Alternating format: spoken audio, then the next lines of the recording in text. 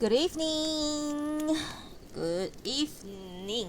Good evening. Good evening. Good evening. I forgot. I don't know. Should I put Party Finder? I don't know. People might be busy with other shit to fucking. I don't know. Watch me read. I guess.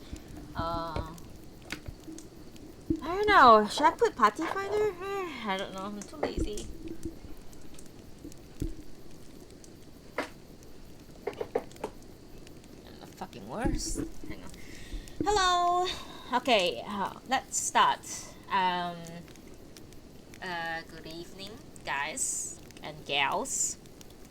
I am Ariana Nuna.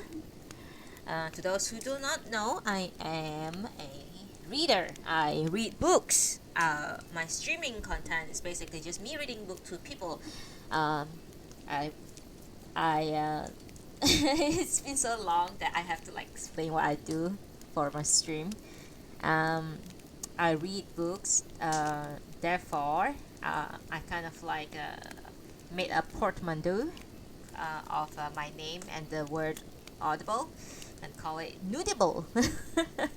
Very lame, but I think it's cute. Okay, so nudible. I have not been streaming for a while. The last time I streamed, I was traveling in Seoul, and I forgot to save the broadcast. But it's okay. I shouldn't.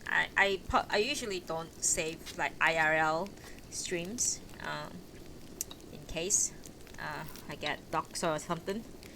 Um, yeah. um, anyway, um, to those who are here, thank you so much for watching and listening. Today, to I don't know, should I put? Uh, it's okay. It's okay. We'll do without. Today we'll go without the party finder and see if people still come and listen. Okay. One way or another. I did do an announcement on Twitter and also my Discord, but I didn't get much. I didn't. I didn't get much. Um,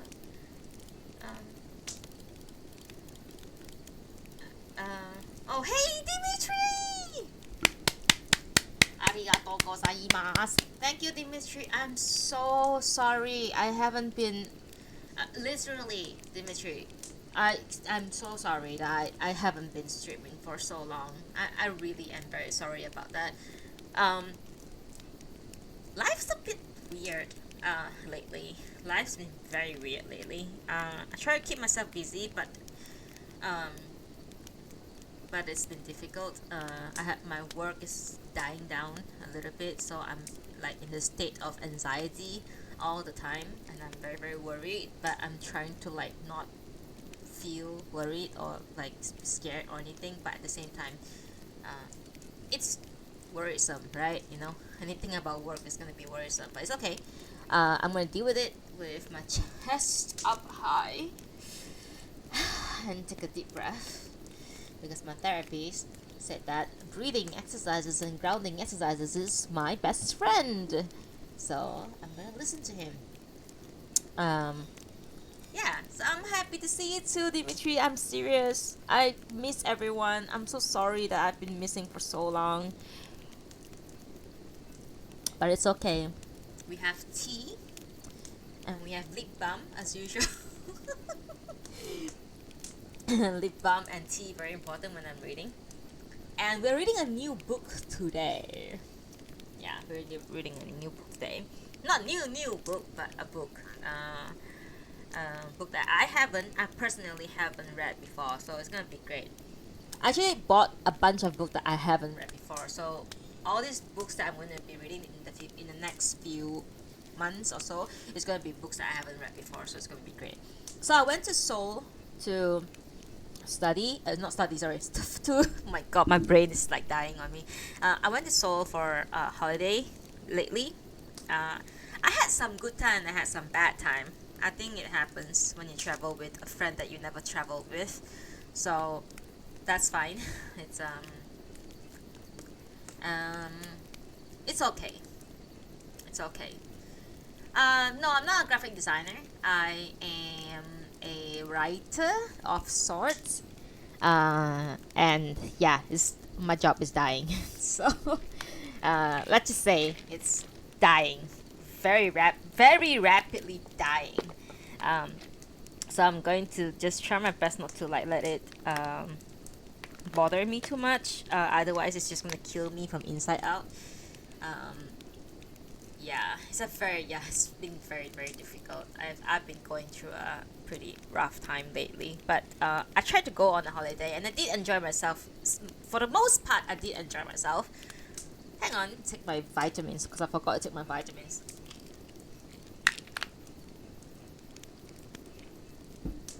No, you gotta get that vitamin D because I stay at home all the time. But yeah, I had some good time and bad times in Seoul. The good times just very good. That the hostel that I stay at have a rooftop where I can lay on the hammock while reading or drinking or smoking, and it was just paradise for me every evening when I want to get away from my friend and just have some alone time basically. um, yeah, it's been it's been it's been wild. It was a wild 10-day trip. This was pretty wild, but it's okay. I enjoy most of it. Ate a lot of very fucking good food. That's one thing that you cannot take away from me. That is that the food is so good. I don't think I ate anything bad there. Like almost everything that we ate is so good there. It's so great. Reminds me a lot of like Japan, which I think I really want to go back as well. But I will have to save money again. Yeah. So anyway, without further ado, we can do a little bit more catch up later when we are done reading several chapters or something, and then we can talk more, like catch up about what's going on with life, because life is always, even when it's at the most uncomplicated, it is still complicated in some way or another, isn't it? But it's okay. I think maybe we will all feel better if we read The Gate by Natsume Soseki. Alright? So, I bought this book alongside with, I believe, and then Natsume Soseki, and then Sorekara, and then Basho's Complete Haiku of Matsuo Basho, from rest in peace, booksdepository.com, before it went away. It's a very sad moment. I was like, I had this in my cart forever, and I haven't cut out. And when they announced that they're gonna close it on the April 1st, I thought it was a joke. And it was going to close on April 1st, and I was just like, fuck this. I have to spend money on them, and I bought them. So I have this book since last year, like seriously. And I wanted to stream it, and I wanted to read them, but it was just like, I just am not a good person who is very consistent with my reading sessions, my streaming sessions basically. So but it's okay. The books are always here for us. They're never going anywhere. So we should start reading now, basically. Alrighty. Okay. So the book comes with with the introduction by Pico Iver. And I read the introduction already. It's a very fucking good introduction. But I'll probably read it after I finish the book, because it has some spoilers. So I think it's better if we read it after we finish the book, basically. So okay, let's start now. Today, we are reading Natsume Soseki's The Gate, or Mon in Japanese. Sosuke had been relaxing for some time on the veranda, legs comfortably crossed on a cushion. He had sat down in a warm, sunny spot. Sorry, chapter 1. Oh, I haven't done this for so long. I don't even remember how to do it. Okay, chapter 1. Today we are reading The Gate by Natsume Soseki, chapter 1. Here we go. Sosuke had been relaxing for some time on the veranda, legs comfortably crossed on a cushion. He had sat down in a warm, sunny spot. After a while, however, he let drop the magazine he had been holding and lay down on his side. It was a truly fine autumn day, the sun bright, the air crisp, and the clatter of wooden clocks passing through the quiet neighborhood echoed in his ears with a heightened clarity. Tucking one arm under his head, he cast his gaze past the eaves at the expanse of clear blue sky above. Compared to the tiny space he occupied here on the veranda, the patch of sky appeared extremely vast. Thinking what a difference it made simply to take in the sky in the rare, leisurely fashion afforded by a Sunday, he squinted directly at the blazing sun for a few moments, then, averting his eyes, rolled over to his other side and faced the shoji. Shoji is a paper sliding door. Beyond its panels, his wife was seated, busy with her needlework.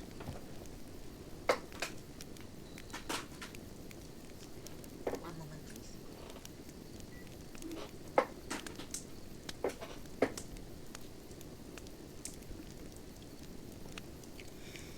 Beautiful day, isn't it? He called out to her. She murmured in acknowledgement. Sosuke, apparently not eager to strike up a conversation himself, lapsed back into silence. Presently, his wife spoke up. "Why don't you take a stroll?" This time it was Sosuke who answered non-committally. 2-3 minutes later, she brought her face up close to the glass panels in the shoji and peered out at her husband lying on the veranda. She saw that, at some inner prompting, he had brought his knees up to his chest, prawn-like, as if he was occupying a cramped space. His head of black hair was cradled between his arms, and his face was totally obscured by his elbows and clasped hands.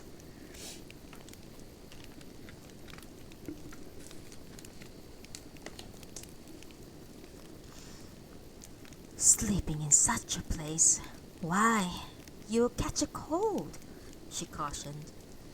She spoke in a manner characteristic of contemporary schoolgirls, in which overtones of Tokyo speech mingled with undertones from somewhere else.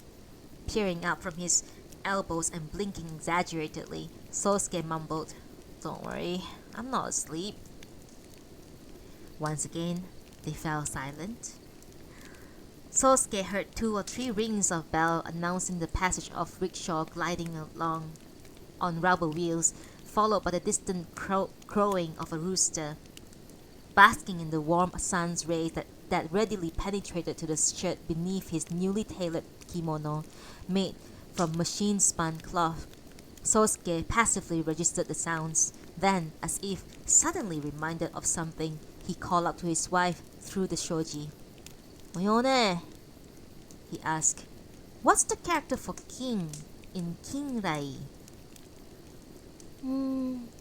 It's the same one. It's the same as the one for O in Omi, isn't it?" His wife's reply contained no hint of condescension, nor was it accompanied by the sort of shrill laughter peculiar to young women. "But that's the character that I can't remember. The one for O." Sliding the shoji open halfway, his wife thrust her ruler out beyond the track with its edge traced for him the character a kanji writing, on the veranda. Like this, you see? She said no more. The tip of the ruler rested where she had ended her tracing, and for a moment her gaze lingered intently on the pellucid sky. Oh, so that's it, said Sosuke, not looking at his wife, and without the faintest smile that might indicate this had all been a little joke. Oyone, for her part, appeared to make nothing of their exchange. Ah, yes, a really fine day, she remarked, more or less to herself, and resumed her needlework, leaving the shoji half open behind her. Sosuke raised his head slightly from between his elbows and now looked directly at his wife for the first time. You know, there's something amazing about Chinese characters, kanji. What do you mean? Well, no matter how simple the character, once you get to thinking about it, it starts looking a bit odd, and suddenly you can't be sure anymore. The other day, I got all mixed up over the word kon in konnichi. I had put it down correctly on paper, but when I scrutinized it, I got the feeling it was wrong somehow. After that, the closer I look at what I had written, the less it looked like kon. Hasn't that ever happened to you, Oyone? Certainly not. It's just me then, Sosuke asked, bringing a hand to his head. Just you? There's obviously something wrong. I wonder if it's my nerves again. Yes, that must be it, Oyone said, eyeing her husband. At this, Sosuke got to his feet. He traversed the sitting room, stepping gingerly over Oyone's sewing basket and scattered threads, and opened the sliding panels to the parlor. Its southern exposure was blocked by the vestibule, with the result that the shoji at the other end of the room presently a distinctly chilly appearance to the gaze of someone just coming in out of the sunlight. He opened this as well. Yet, even here on the eastern veranda, where one might expect the sun's ray to strike in the morning at least, they scarcely penetrated at all because of a cliff-like embankment that loomed over this side of the house, sloping down so steeply that it all but brushed the eaves. The embankment was covered with vegetation, lacking so much as a single row of stone revetment. It looked precariously close to crumbling down. Astonishingly, however, it seemed as though nothing of the sort had ever happened, and the landlord went along year after year simply leaving things as they had always been. An elderly produce dealer, a resident of the quarter for 2 decades, had offered a ready explanation for this phenomenon as he stood with his vegetables outside the kitchen door one day. According to him, this plot of land had originally been covered by a sprawling thicket of bamboo. When it was cleared, the roots had not been dug up but left buried. The earth here, the peddler had said, was in fact more stable than one might think. Sosuke had raised some doubts. If the roots were just left there, wouldn't the bamboo grow back into new thickets? Well, the old man had said, it seemed that once it had been cut down to the ground like that, it couldn't easily grow back, but there was no need to worry about the cliff. No matter what, it will not crumble down.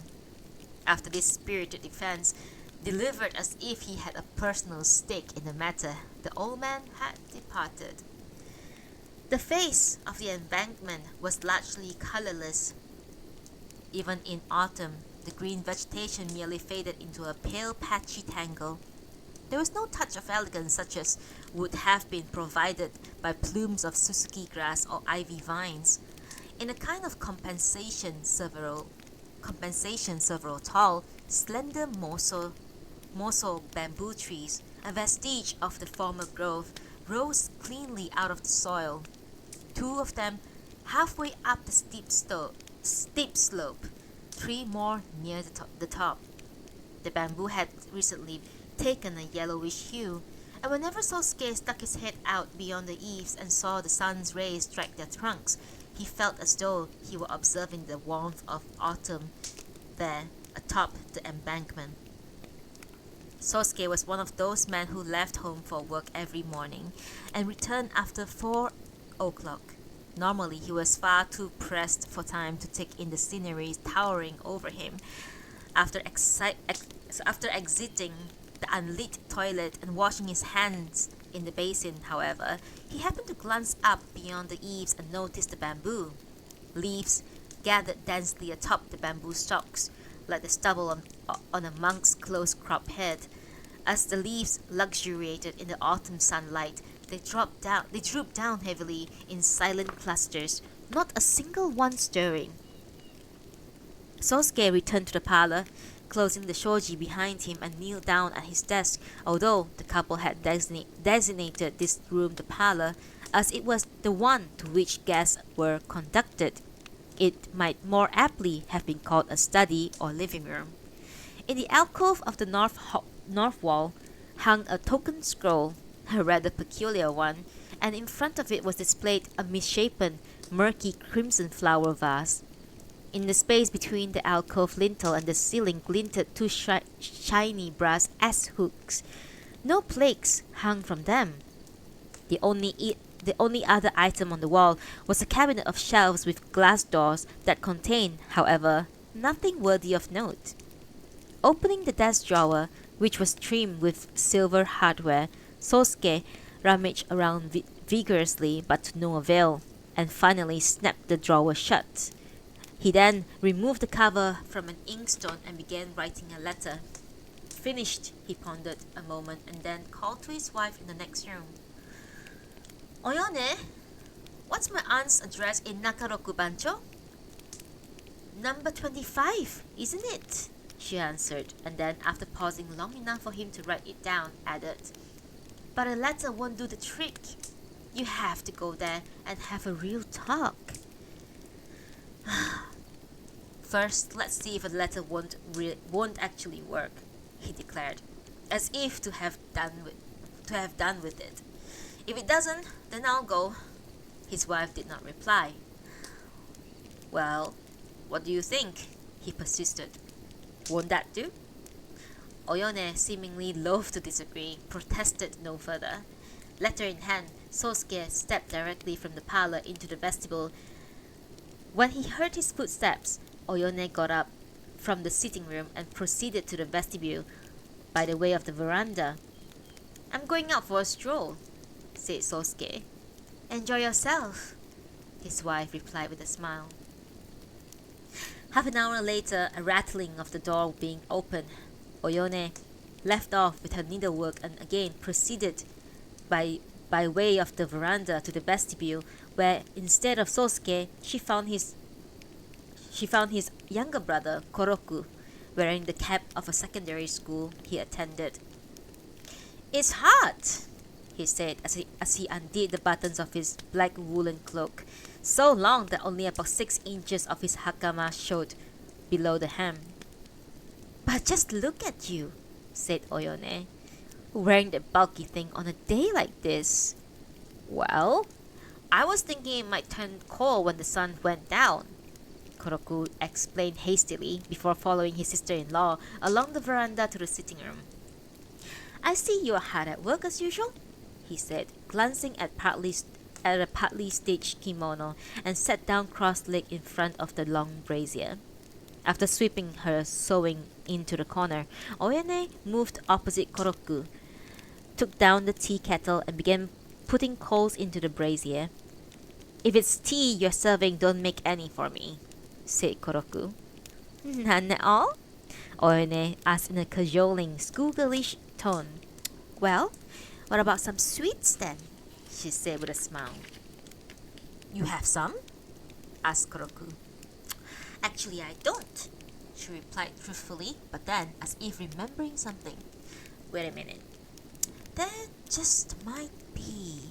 She rose, pushed the coal scuttle out of the way, and opened a small storage compartment attached to the wall. Koroku stared idly at Oyone from behind, focusing on the swelling above the hips where her jacket covered her obi. Whatever she was looking for seemed to take forever to find, and so he said, "Let's skip the sweet stew. But tell me, where's my brother?" "He went out for a while," she replied, her back still turned towards him. She was so intent on her search. Eventually she clapped the compartment door shut. "Nothing. Your brother must have gobbled them up when I wasn't looking," she said as she returned to her place opposite Koroku. "Well, then, won't you treat me supper this evening?" "Why, of course," said Oyone, looking at the clock on the wall. It was nearly 4 o'clock. Oyone made a mental note of 2 hours left before mealtime. Koroku silently studied her face. He was, in fact, not especially interested in being treated by his sister-in-law. "Nee-san, do you suppose my brother's gone to see Saeki's on my account?" he asked Oyone. "Well, he has been saying over and over that he's going to see them, but he hasn't done so yet. But then, your brother goes off in the morning and doesn't come home till evening. And when he gets home, he's exhausted. Even the walk to the bathhouse is a chore, so you shouldn't keep pressing him. It isn't fair." "Well, yes, of course, if he's busy, but as long as this matter is unsettled, I feel too anxious to concentrate on my studies," he spoke. Koroku picked up the brass fire tongs and wielding them energetically scrawled something on the ashes in the brazier. Oyone watched the tips of the tongs move this way and that. "But he did just send a letter to the Saekis," she said by the way of consolation. "What did it say?" "Well, I didn't actually see it, but I'm sure it had to do with the matter of question. When your brother comes home, you should ask him yourself. I'm sure that was it." "If he did send a letter, I suppose that was probably it." "Yes, he really did send a letter. When he left a while ago, he had it in his hand and was going to mail it." Koroku did not wish to hear another word on the subject from his sister-in-law. Whether of justification or consolation, he thought to himself with annoyance that if his brother had time to go out for a stroll, he might as well have strolled right on over to the Saekis instead of sending a letter. Entering the parlor, he took out a foreign book with a red cover from the cabinet and restlessly flipped through its pages. That was the end of chapter 1.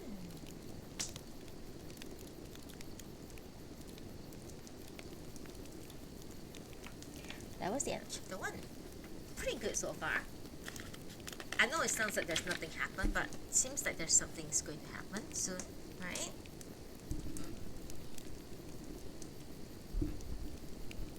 Okay. The Gate. The Gate by Natsume Soseki, my favorite author. Natsume Soseki is a very, very celebrated author, modern novelist in Japan. Yeah, he died in 1916. And I believe he's on their 5,000 yen note or something. Or was it 1,000 yen note? I don't remember. But yeah. Very, very much celebrated author. He's and I love him because whenever I read his book, it always feels like whatever that he's describing is happening right now. So it just shows that history repeats by itself, which is like very, very true, right? History do repeat it by itself, and things that we are concerned 100+ years ago, we are still concerned about it to this day. Yeah, so it's like, especially I think it's like very interesting like point of view where he's like writing about like all these novels from the point of view of like the Meiji era, where they are like slowly shedding off their kimono and started wearing suits, and then the Japanese are basically having like a identity crisis, like we are Japanese but we also need to assimilate into the Western culture in order to survive that kind of topic, I really enjoy it. Yeah. And I think his books are like basically the inspiration of why a lot of like movies, media from Japan is like basically, oh, nothing is happening, but it's something is happening, but also feels like nothing is happening. It like like a daily life thing. Nothing is really happening, but actually something is happening. But also it feels like nothing is happening. So it's like a sense of like zen or calmness in it. Yeah, it's I really love the way he writes. Very, very good writer. Okay, let us go to. Let me check.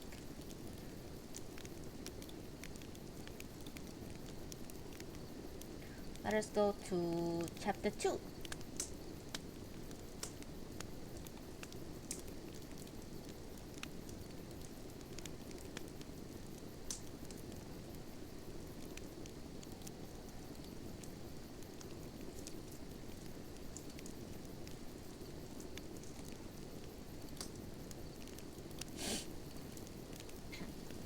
We are currently reading Natsume Soseki's The Gate, Chapter 2.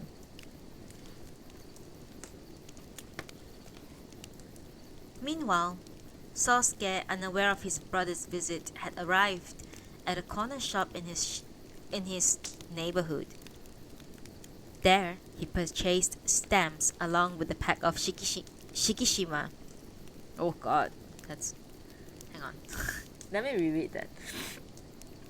Meanwhile, Sosuke, unaware of his brother's visit, had arrived at a corner shop in his neighborhood. There, he purchased stamps along with a pack of Shikishima and wasted no time in mailing the letter. That small thing done, simply to retrace his step homeward, somehow did not suffice, so he walked on, puffing out cigarette smokes into the autumn sunlight, and the urge in him to wander afar to some place where he could etch vividly in his mind the sensation that the very essence of Tokyo was to be found here in this spot, then take it home as a souvenir of this day, his Sunday, before he lay down to sleep. To be sure, he was a man who had for years not only lived and breathed the air of Tokyo, but who also commuted by streetcar to the office and back every day, passing twice to and fro through the city's bustling quarters.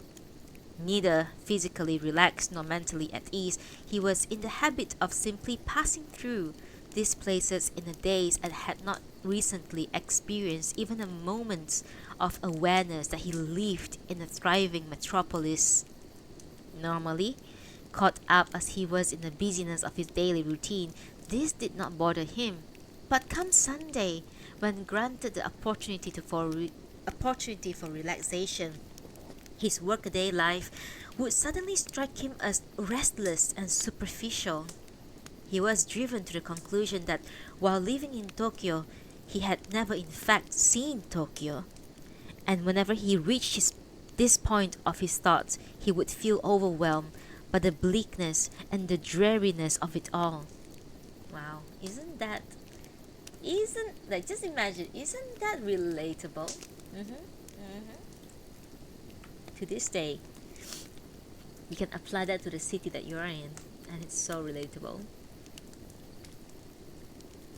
At times like this, he would set out into the busier quarters as if suddenly remembering some errand.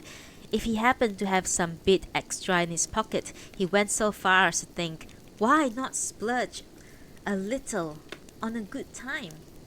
Yet, his sense of dreariness was not so acute as to drive him to self-abandon. Before he could rush to such an extreme, he would decide that this was all quite ridiculous and give it up. Besides, as is the rule with men like him, the limited thickness of his wallet was such as to prohibit any rash indulgence, And rather than racking his brains over timid half measures, it was easier just to keep his hands tucked in his kimono sleeves and turn towards home. And so it came about that a simple walk, a leisurely look around an exhibition of useful products would console his forlorn spirit enough to sustain him until the next Sunday. Today, as well, Sosuke boarded a streetcar in a characteristic, oh, well, why not, frame of mind. Once on board, however, he found things uncommonly pleasant, for in spite of the fine Sunday weather, there were fewer passengers than usual. Moreover, the expressions on these passengers' faces were peaceful. Each and every one of them looked thoroughly at ease. As Sosuke sat down, he reflected on his customary weekday lot, the commute to Marunouchi at a fixed hour every morning, when he would hurl himself into the no-holds-barred struggle for a seat. There could be nothing more depressing than the spectacle of his fellow riders on the streetcar at rush hour. Whether he was hanging on the leather strap or sitting on a cushioned seat, he had never once received any impression of human warmth from his daily routine. Very well then, he would say to himself, and just sit there brushing shoulders and knees with his robotic seatmates, riding along to his destination where he would hop up and get off. Today, however, as he watched an old woman seated opposite him murmuring into the ear of her granddaughter who looked about to be 7 years old, and then a 30-ish woman who, with the air of a tradesman's wife, showing a friendly interest in the little girl, asking her age, her name, and the like, he felt even more keenly as though transported into another world. Overhead hung several framed advertising posters. On his weekday rides, these went completely unnoticed by Sosuke. But now, he casually glanced up at the first poster for a moving company and read the caption, "We make moving easy." The next one had these parallel lines: people who are economical, people who care about hygiene, people concerned about fire safety. Below which came the culminating message: they all use gas. This complemented by a picture of a gas stove with flames coming out.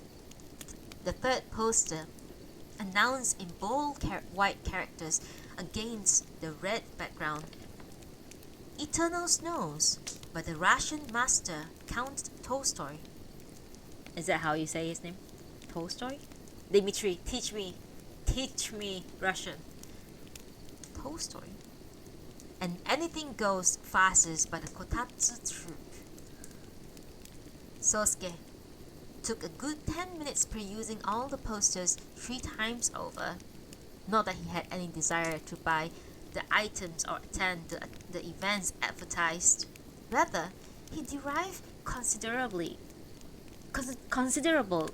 satisfaction simply from having found time for the advertisements to impress themselves on his consciousness, and beyond that, the mental leisure to read through each one of them with complete comprehension. So devoid of composure were his daily comings and goings that even this one calm, collected moment was to be savored. Sosuke got off the streetcar at the Surugai Shita in Kanda. The instant he alighted, his eyes fixed on a row of foreign books beautifully arrayed in a store window to his right. For a while, he just stood in front of the window gazing at the brilliant gilt letters embossed on the red or blue or striped or otherwise patterned book covers. He could, of course, understand the titles, but they aroused him not the slightest curiosity about what was contained inside. That time in his life when he could not pass a bookstore without wanting to go in, and once inside to buy something, now belonged in the distant past. True, one language volume in the center of the window, with a particularly fine binding and entitled History of Gambling, fairly leaped out at him with its distinctiveness. But that was all. Smiling to himself, he hurried across the street, where he stopped for a second to peek inside a watchmaker's. On display were numerous gold watches, watch chains, and the like, which again he regarded as so many pretty colored, well-formed objects without experiencing the slightest desire to make any purchase. Nevertheless, he examined all the price tags dangling on the silk thread, comparing this item and that, and came away surprised at how cheap the gold watches were. He even paused for a moment in front of an umbrella shop. Then, a Western style haberdashery, a necktie hanging next to a silk hat attracted his attention. It was of a much higher quality than the one he wore every day, and he thought perhaps he might ask the price. He started to enter the store, only to retreat at the image conjured up of the ridiculous figure he would cut if he were to appear at work the next day in a new tie. The impulse to reach for his wallet vanished on the spot, and he moved on.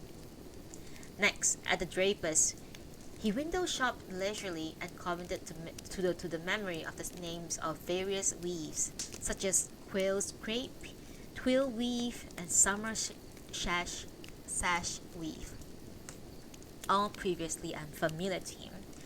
At the branch of a Kyoto shop called Erishin, for the longest time he gazed in through the window at some intricately embroidered half collars for kimonos, standing so close that the brim of his hat touched the glass. Among them was a particularly elegant one that looked well suited to his wife. He had a fleeting impulse to buy it for her. But I should have done this 5-6 years ago, he thought immediately thereafter, whereupon he squelched the notion and the moment's pleasure it had brought him. Detaching himself from the window with a resigned smile, Soseki moved on, and before he had walked half a block he lost interest and ceased to pay much attention to either the storefronts or the passerby. But then his eyes was caught by boldly printed advertisement.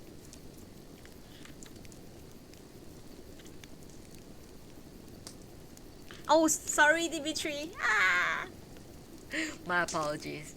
Hello, Deanne. Welcome. Tolstoy. Oh, then I wasn't too wrong after all. I'm sorry. I didn't know. I stereotype you. I stereotype your name. I'm sorry. Just so you know, Dimitri is Greek and not Russian. Sorry.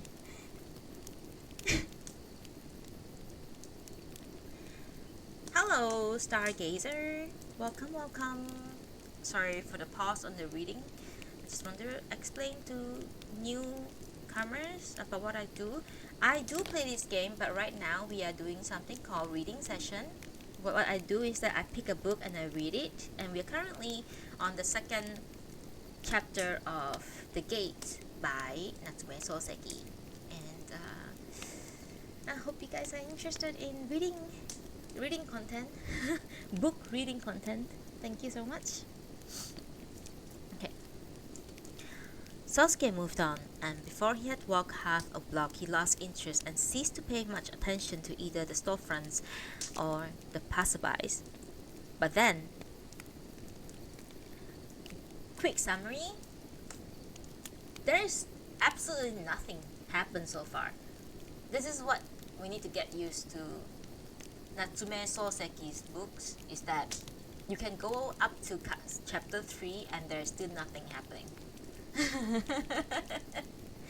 So, okay, main character's name is this book is written in like 1910s, so imagine bowler's hats and suits on a Japanese man. in the Meiji era, whereby they are trying to assimilate into the Western culture. So this is the start of the salaryman culture, basically, which is like 100 plus years ago. So yeah, if people think about salaryman, they think that it started from like the 50s or something. Actually, it started all the way from like 1910s or 1900s. Um, so yeah, so the protagonist or the main character right now here is called Sosuke. I don't know the we don't know the surname yet. His wife is Oyone, probably married for like 5, 6, 7 years. He seems to be in his uh, 30s, I think. They didn't say it yet. Yeah, there's a lot of guessing. There's a lot of guessing in this situation. Late 20s or early 30s, something like this, because he's married for like 5, 6 years, and if they married around 22, 23 back in those days, yeah, he's around his like late 20s or early 30s. He has a younger brother who is in high school, I believe. So his younger brother is Kosuke? Oh wait, did I say it wrong? His younger brother, his younger brother is Koroku. Yes, we have to do the math ourselves. That's the fun with Natsume Soseki's books, basically. So his wife is Oyone. His younger brother is called Koroku. Very, very unique name. I had never really read a name called Koroku before. Oyone as well. So he has a wife called Oyone. The main character is Sosuke, and his younger brother is called Koroku, and he was wearing a school uniform the introduction of in chapter 1. So nothing really happened. He was chillaxing at his house on a Sunday, and then he wrote a letter and he went out to mail it. So while he went out to mail it, he went window shopping, strolling basically. There's something urgent that Koroku wanted Sosuke to do, but we are unsure what yet, because nothing has been revealed just yet. Something about the Soseki family. So I don't know who is this Soseki family yet, but we will find out together. So there we go. Nothing really happened. Guy just woke up or like chillaxing on a Sunday, went out for a stroll, and then window shopping, basically doing things that women are doing. So cool. Yeah. If it felt that way. Yeah, might be something is happening. I feel I don't. Yeah, brother has something against the younger brother has something against the Saeki's family, and then older brother wrote a letter to the Saeki family, and I don't know who is this Saeki family and how they are related to them, but yeah, basically that. Okay, shall we continue? Give me my tea.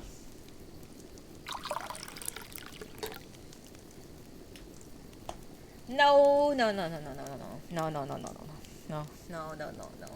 If Natsume Soseki's books are about nothing usually. Most of the time, it's Natsume Soseki books are most of the time it's about just identity issues, self-identity issues, struggles with the society, being in a society. There's nothing like, absolutely, if you expect anything dramatic, you shouldn't read a Natsume Soseki book. But if you want something that's just like, very realistic portrayal of human being and human emotion, that's where you go to. Natsume Soseki is absolutely amazing in that. And to imagine that he died in 1916, and all the books that he wrote is from before 1916, and it's still so relatable to this day. It's insane, basically. Yeah, you will learn more the more I read the book, basically. So you didn't miss much. I'm like halfway into second chapter, and basically nothing happened yet. Something will happen, but even when it happens, it's not gonna be like super dramatic, that kind of thing. It's gonna be just chill. It's not that. I think society has grown, but just history repeats itself, and humanity is just same. Humanity stays the same, because no matter what, we are still human. Like no matter what situation, like no matter what decades we are in, we are still just human. We are nothing. Yeah, yeah, and people are still yeah. Nah, we repeat them all the time. We repeat them. Yeah, but I don't want to get too political. Let's okay. Okay, we should continue. Alrighty. But then, his eyes was caught by boldly printed advertisements for the latest publications hanging from the eaves of a large newsstand on the corner. Some posters were enclosed in an elongated leather-like frame, others pasted to strips of wood decorated with bright patterns. Sosuke read each title and author's name, among them certain ones vaguely familiar from the newspaper advertisements, others with an air of novelty about them. Just about the corner from the newsstand, a man of about 30, wearing a black bowler. I was just mentioning about bowler hat. There you go. A black bowler was sitting cross-legged right on the ground and blowing up large rubber balloons, all the while calling out, "A nice treat for your children!" Sosuke marveled at how the balloons inflated automatically into the shape of a Daruma doll, complete with eyes and mouth in black ink that had been applied just just on the right spots.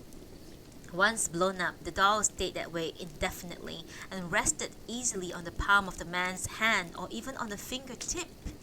Then, when the man struck a thin piece of wood like a toothpick into a hollow in the Daruma's balloon's rump, it deflated with a whoosh.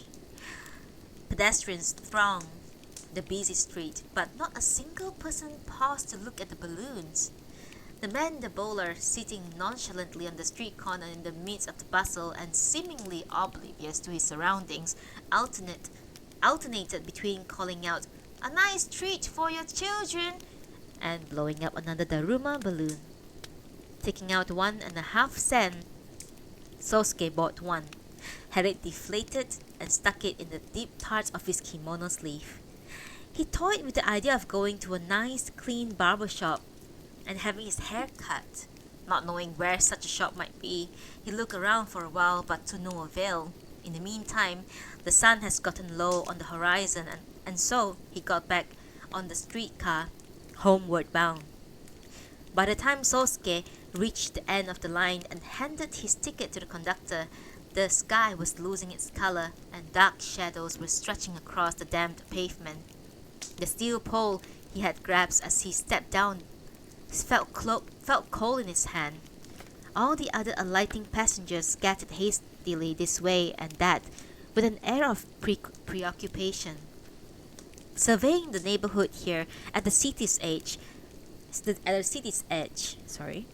he noticed clouds of pale white smoke drifting over the roof and eaves of houses on both sides of the street and seemingly right into the earth's atmosphere. Sosuke quickened his pace like the others and headed in the direction of a well-wooded area, realizing that both this Sunday and the fine weather that had accompanied it had drawn to a close. A certain mood came over to him, a sense that such things did not last for long, and that this was a great pity. From tomorrow he would again, as always, be busy at work. The thought brought on pangs of regret for the life he had tasted for this one afternoon. The mindless activity that filled the other 6 days of the week seems utterly dreary. Even now, as he walked along, he could see before his eyes nothing but the outlines of the large, all but windowless office that the sun scarcely penetrated, and the faces of his colleagues sitting beside him, the figures of his superior summoning him with, "Nonaka-san, over here, please." To reach his house, Sosuke passed Wokatsu, the fishmonger, turned the corner at the fifth or sixth house farther on, and entered a byway, something between a side street and an alley, that dead ended at the cliff-like embankment and was flanked on both sides by 4 or 5 rental houses with identical facades. Until recently, in the midst of this tract, well inside a tall, if sparse hedge of cryptomeria, God, there had stood a weathered residence that looked as if it might have housed a descendant of shogunal retainer. But then, a man named Sakai, who now lived on top of the cliff, had bought this land and immediately remodeled the old house in the same up-to-date style as the others, doing away with the reed thatching and uprooting the hedge. Sosuke's house, tucked in on the left at the very end of the byway, stood directly below the embankment, hence the general gloominess. But as he and his wife had agreed before settling on this particular house, it was bound to be quiet at least, being at the farthest remove from the thoroughfare. Now that the twilight had fallen on this week's one Sunday, Sosuke's thoughts, as he hurriedly opened the latticework door in front, turned into a quick bath, perhaps a haircut, time permitting, then a leisurely dinner. From the kitchen came the sounds of bowls and dishes being handled. Stepping over the threshold, he inadvertently trod on the clocks that Koroku had cast aside from there. As he bent over to rearrange them, Koroku appeared. From the kitchen, Oyone called out, "Who is it? Your brother?" "Well, look who's here," said Sosuke, making his way into the parlor. Once he had mailed the letter, not a single thought of Koroku had crossed his mind at all the while he was strolling around Kanda and riding home on the streetcar. At the sight of his brother's face, he felt embarrassed, as if he had somehow wronged him. "Oyone! Oyone!" he called, summoning his wife from the kitchen. "You better fix a good meal for our brother here." Hurrying out of the kitchen, leaving the shoji open behind her, Oyone came as far as the parlor. "Yes, right away," she said in response to this superfluous command, and started back to the kitchen, only to turn around and address her brother-in-law. "I'm so sorry to trouble you, Koroku, but would you please close the shutters and light the lamp? Kiyo and I have our hands full at the moment." "Yes, of course," Koroku replied, a little flustered, and got to his feet. From the kitchen came the sounds of Kiyo chopping things up, of hot or cold water flowing down the drain, and of voices. "Where should I put this, ma'am? Ne-san, where are the scissors to trim the wick with?" Then came a hissing sound, as if water boiling over into the flames of the portable charcoal stove. God. Sosuke rubbed his hand silently over a small charcoal burner in the darkened parlor. A reddish tongue of flame rising from the ashes was the only spot of color in the room. Just then, in the landlord's house atop the embankment, one of the young girls in the family began playing the piano.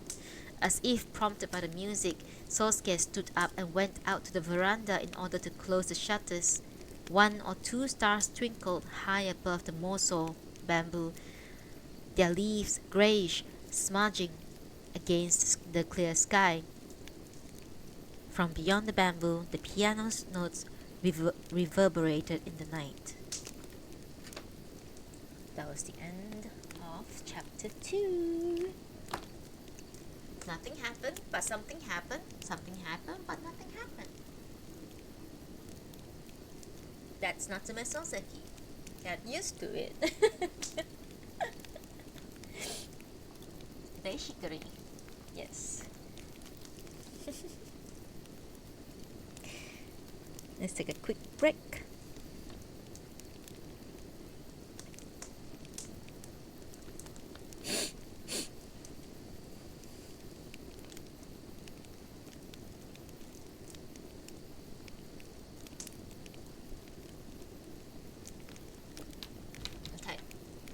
know how long I'll read tonight, but let's see. Okay.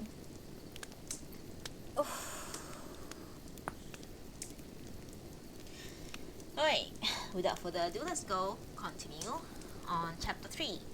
Currently, we are reading Natsume Soseki, The Gate, chapter 3. One sip of tea.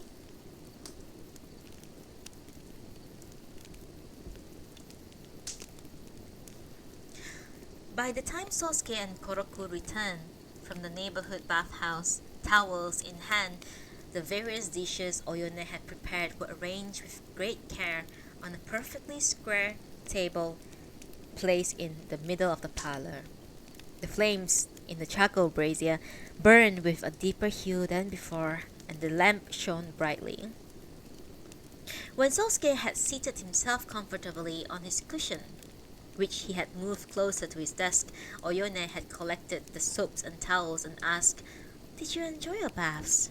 "Mm-hmm." Sosuke's reply was not much brusque, as simply indicative of post-bath languor. "Yes, very much," said Koroku in an agreeable tone as he turned to face Oyone. "The place was mobbed, though, simply unbearable," added Sosuke wearily, his elbow propped on the edge of the desk. Usually he went to baths after his return from work, at twilight, just before the dinner hour, when other customers came pouring in. For 2 or 3 months now he had not enjoyed a glimpse of clear bath water shimmering in the sunlight. Still worse, it had reached the point where 3 or 4 days would go without his setting foot in a bathhouse. He had it constantly in mind to wait for Sunday, when he would get up early and waste no time going off to steep himself up to the neck in pristine hot water. Come Sunday, however, he would awake with the thought that this was, after all, the only day he could stay in bed as long as he liked, and as he lay there indolently, the hours would mercilessly slip away, until at length he would change his mind. No, it's too much trouble. He would skip it today and go next Sunday, a pattern that repeated itself again and again through the force of inertia. "I really do want to take an early morning bath, you know," he announced. "So you keep saying," his wife replied teasingly. "But on the days when you could go early, you always leave late. It never fails." Koroku was privately of the opinion that all this dithering stemmed from an inborn flaw in his brother's character. God. Being a student, he could not comprehend how precious his brother's Sundays were to him, how many hopes and wishes had been invested in those 24 hours out of a need to counteract 6 days of dark musings with the balm of a single day.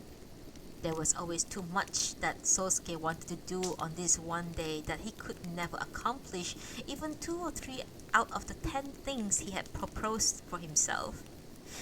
On the contrary, whenever he set out to follow through on just those 2 or 3, he quickly came to begrudge the expenditure of time required in hesitating to act, would just sit there until before he knew it, the day drew to a close.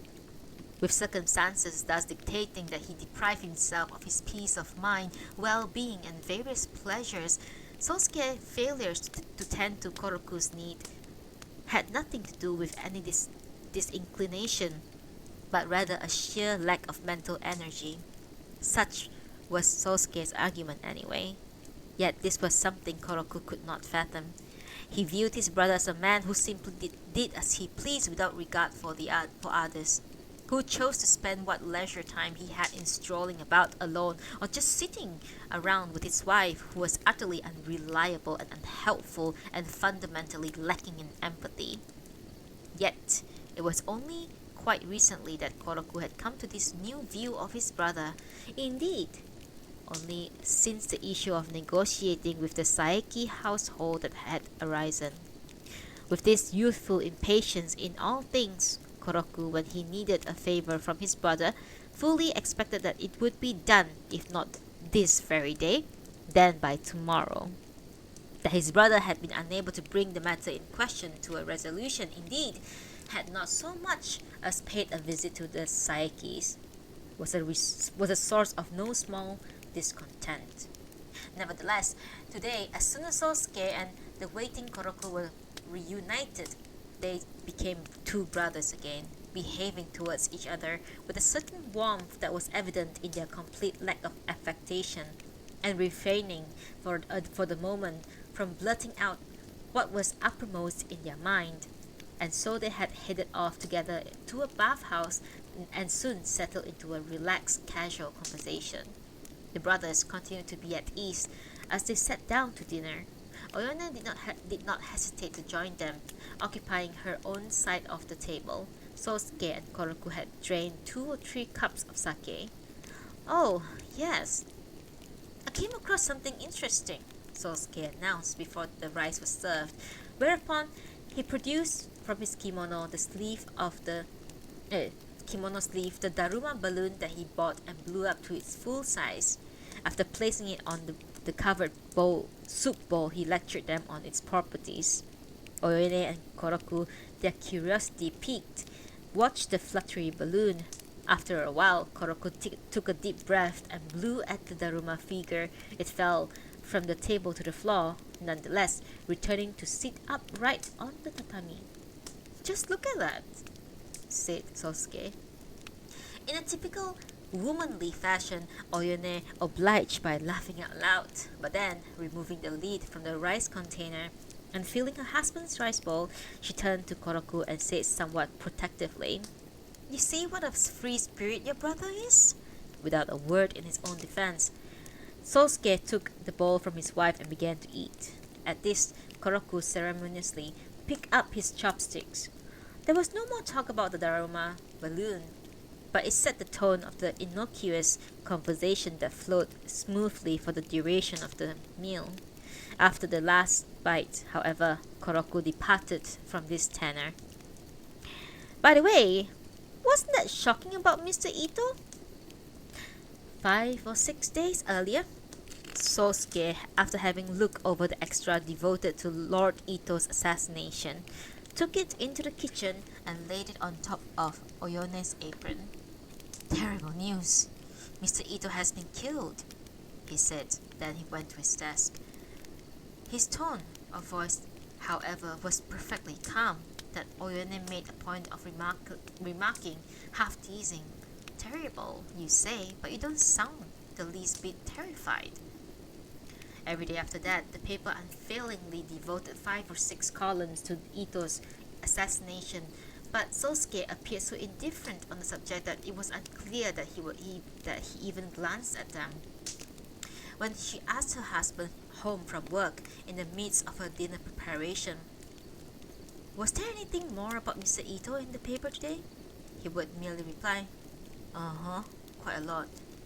And so, unless he later extracted the folded paper from his coat pocket, he had no way of learning of the latest news.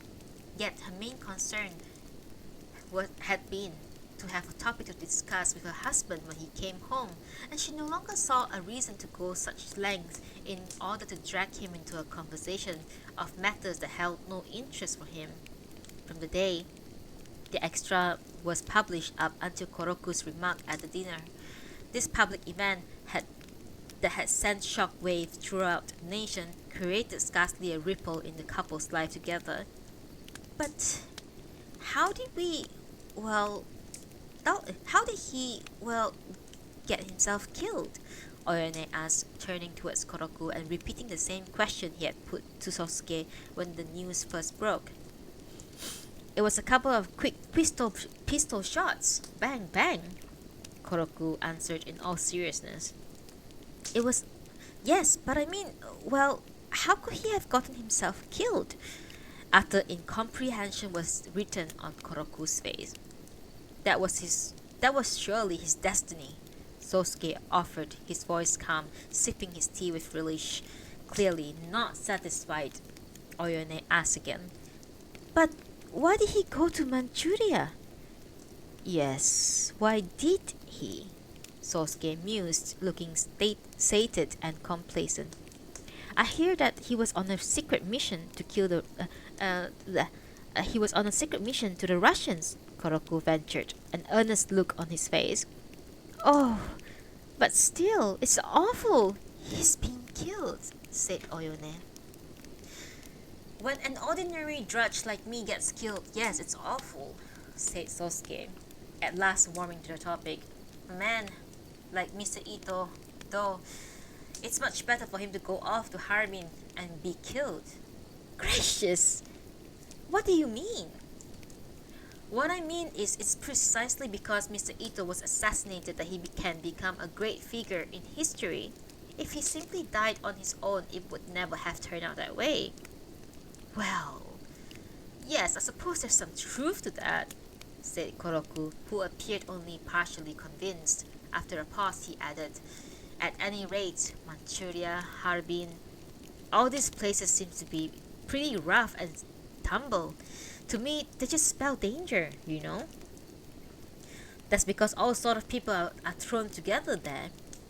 Oyone registered her husband's remark with a look of dismay. Her expression was not lost on Sosuke, who then prompted her, well, I guess it's time to clear the table. Scooping up the balloon from the tatami, he let it rest on his index finger. Marvelous, isn't it? He said. To think someone could make a thing like this, so that it works just right. After Kiyo had come in from the kitchen and taken away the dirty dishes along with the table, and with Oyone over in the next room preparing fresh tea, only the brothers remained in the parlor, sitting face to face. That's better. All the clutter's gone, and Sosuke, clearly relieved to be rid of the table. There's something nasty about the dregs of a meal. In the kitchen, Kiyo kept laughing to herself. Then, Oyone could be heard through the shoji asking her what's so funny, to which Kiyo murmured non-committally and burst out laughing again.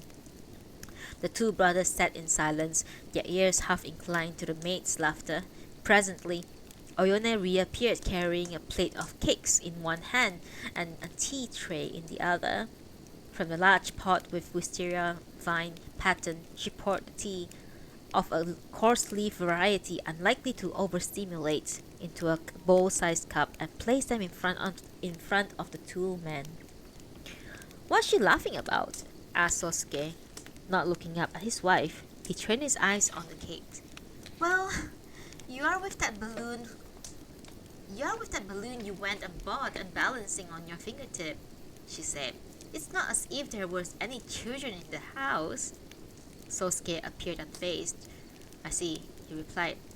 Then, rather deliberately with an air of ruminating his words, he finally glanced up at his wife and added, that may be so, but there were children here once upon a time, weren't there? His eyes were not without warmth. Oyone immediately fell silent. Presently, she turned to Koroku and asked him if he would be having a second cake, and when he said yes, she paid no attention and quickly withdrew to the sitting room. The brothers found themselves alone again. The evening was still young, yet here, in the recesses of the hilly neighborhoods that rings the city's west side, some 20 minutes on foot from the end of the streetcar line, and the streets were quiet. From time to time the clatter of worn-down clocks sounded sharply out front. The night air grew steadily colder.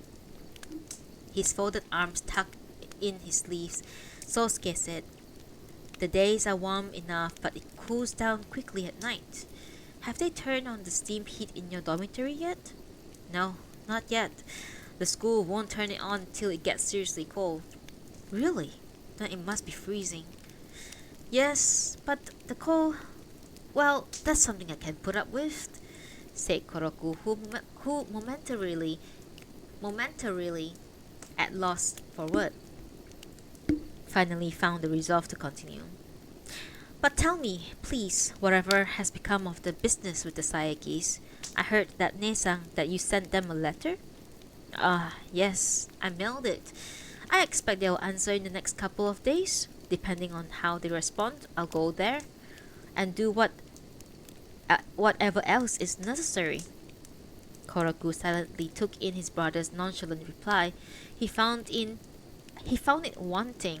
and yet he could detect nothing in Sosuke's manner meant to give offense, much less defensive tone that smacked in some base motive, and so he was not moved to go on the attack. Instead, he simply sought confirmation of the true state of things when he asked, "Then, up until today nothing else got done?" "No, I'm sorry. Nothing. It was all I could do to get the letter off today," Sosuke said, now sounding serious. "Lately I've been plagued with a case of nerves." Koroku smiled mirthlessly. "Well, if this doesn't work out, I could quit school. In fact, I've been thinking about going abroad to Manchuria or Korea, and the sooner the better." "Manchuria? Korea? Now, that would be a drastic move, to burn your bridges like that. But didn't you just say a while ago that you didn't care for the rough and tumble of Manchuria?" Their discussion of the business with the Saekis twisted this way, and that without finding resolution. Soseki had the final word. "Alright, don't worry too much. Things will work out somehow. At any rate, I'll let you know as soon as I receive a reply. Then we can talk it over some more." With that, the conversation came to a close. Peeking into the sitting room on his way out, Koroku found Oyone leaning idly against the long charcoal brazier. Only when he called out to say good night to her did she get to her feet with a murmur of surprise to see him off. That's the end of chapter 3.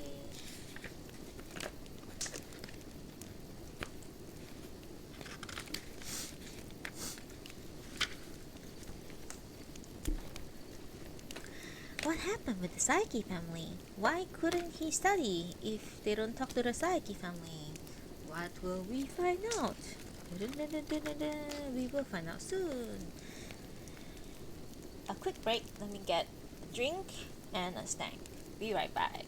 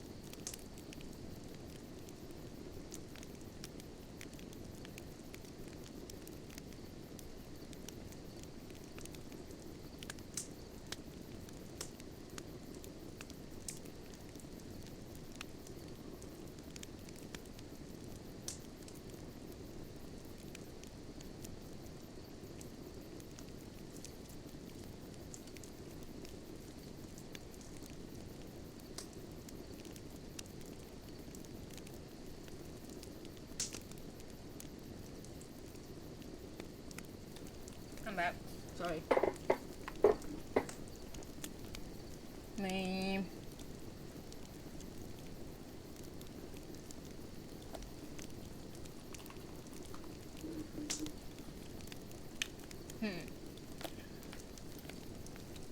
Sorry. I suddenly feel a bit hungry. I don't know why I ate.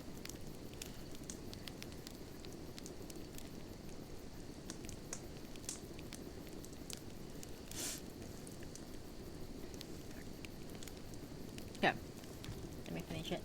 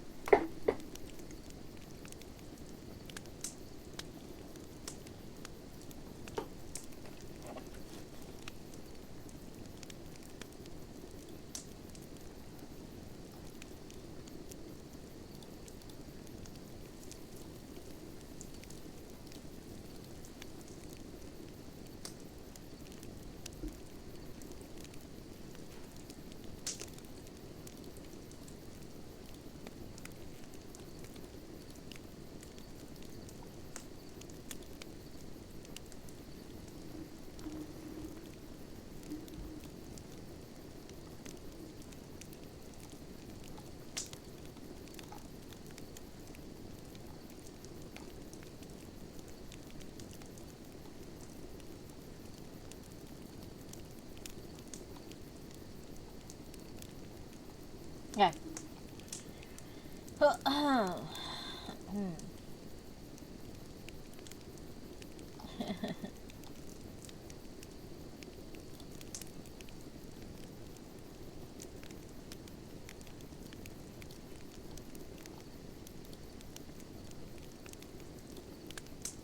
Alright, I'm done. Alright, let's go. Chapter 4. Now we are at chapter 4.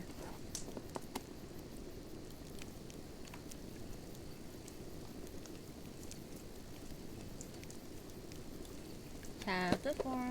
Let me go. Alright.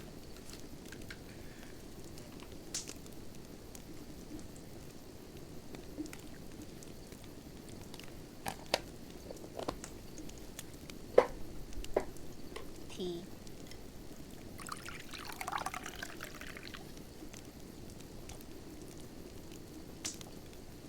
Let me check how many chapters this book has.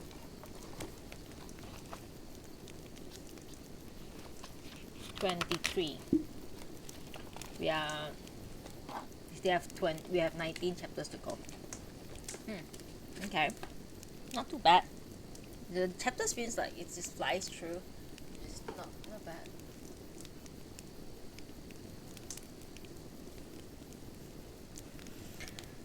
Alright.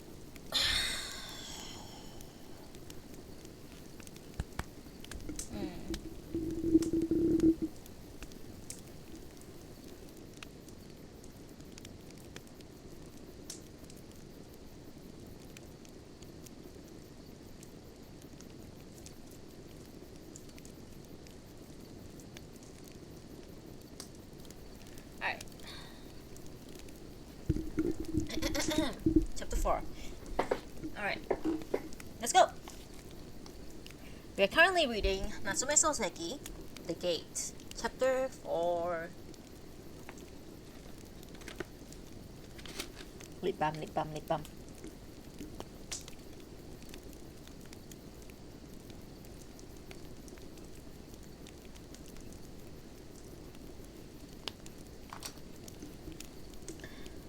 The reply from the Saekis, the focus of so much agitation on Koroku's part, arrived as hoped a couple of days later. Exceedingly simple, though, it was a mere note in their aunt's hands that could have been sent as a postcard. It came fastidiously encased in an envelope complete with a 3-cent stamp. So it's an aunt. On returning home from work, Soseki had removed the close-fitting jacket he wore to the office and sat down by the brazier when the envelope placed in a drawer so as to stick out an inch or so caught his eye. After a single sip of tea, Oyone had poured out for him. He cut it open. It seems that Yasu-san has gone to Kobe, he said while reading along in the letter. When? Asked Oyone, who had not stirred since serving the tea. It doesn't say exactly, but she writes here. Inasmuch as he is expected to return. to the capital in the not distant future. I suppose he'll be back any day now. In the not distant future, etc. Yes, that's your aunt's style. Soseki expressed neither agreement nor disagreement with his wife's critique. He rolled the letter up and tossed it aside. Then, with a look of foreboding, he stroked the 4 or 5 days' growth on his chin. Oyone quickly picked up the letter and showed no impulse to read it. Leaving it on her lap, she studied her husband's expression and asked, inasmuch as he expected in the not distant future, what's that all about? I shall confer with Yanosuke upon his return, and then we will undertake to pay our respects then. That's what she says. But this not distant future is so vague. Doesn't she say when he is coming back? That's enough about that. Wanting to see for herself, Oyone now opened the letter in her lap and scanned it. Then, after rolling it up again, she stretched out her hand. The envelope, please. Soseki picked up the blue envelope that lay at his side by the brazier and handed it to his wife. Oyone opened it with a puff of air and reinserted the letter. She then went out to the kitchen.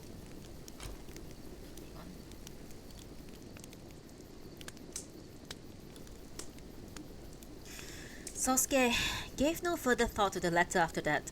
He recalled the remarks of a colleague that day at the office about sighting just about Shimbashi terminal of Field Marshal Kitchener, who was visiting from England. Yes, here was a man who created a great stir wherever he went the world over. Indeed, someone quite possibly born to create such a stir.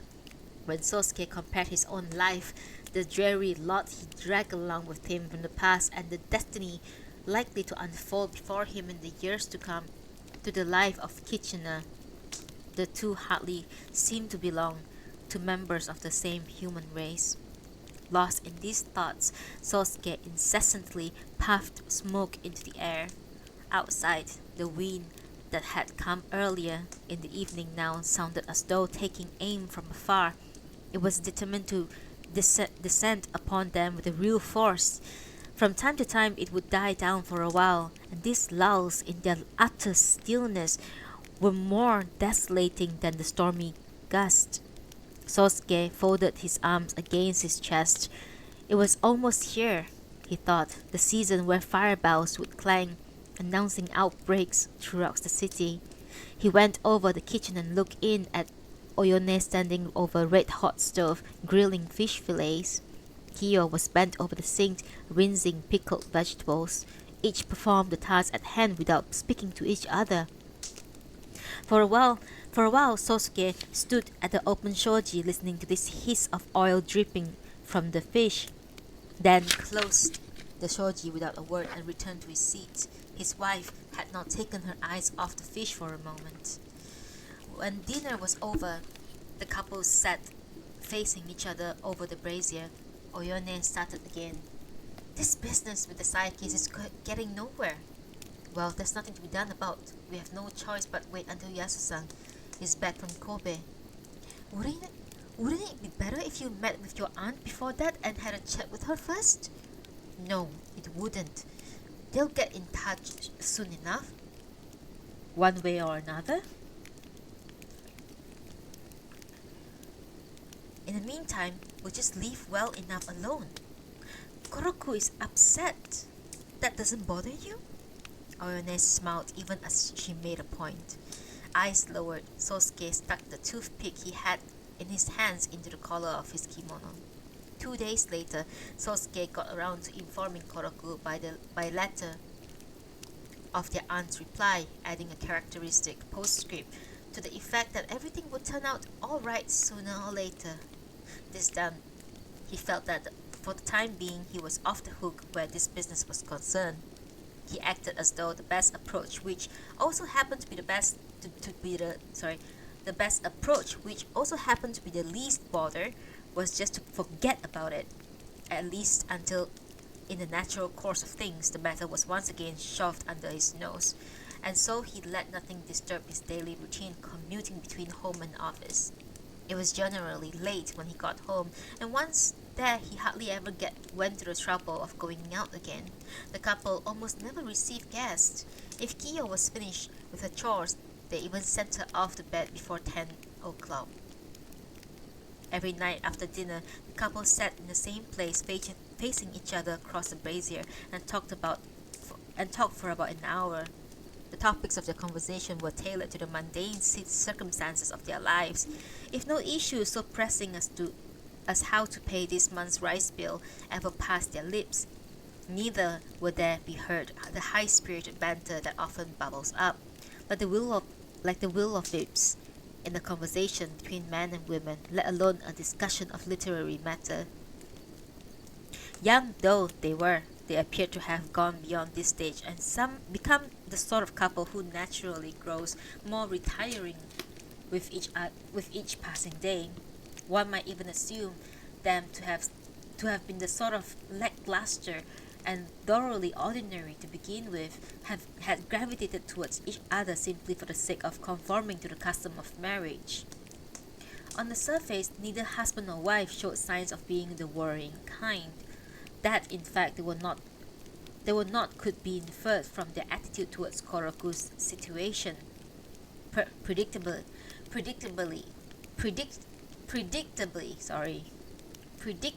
it was Oyone who suggested once or twice, Isn't Yasu-san back yet? Why don't you go over to Bancho next Sunday and see?" To which Soseki replied, "Sure, why not?" But when the designated Sunday came around, he appeared to have blithely forgotten all about it. While noticing this dereliction, Oyone made no attempt to admonish him. If the weather was fair, she would say, "Why don't you take a stroll?" If it was raining, well, it's a good thing it's Sunday.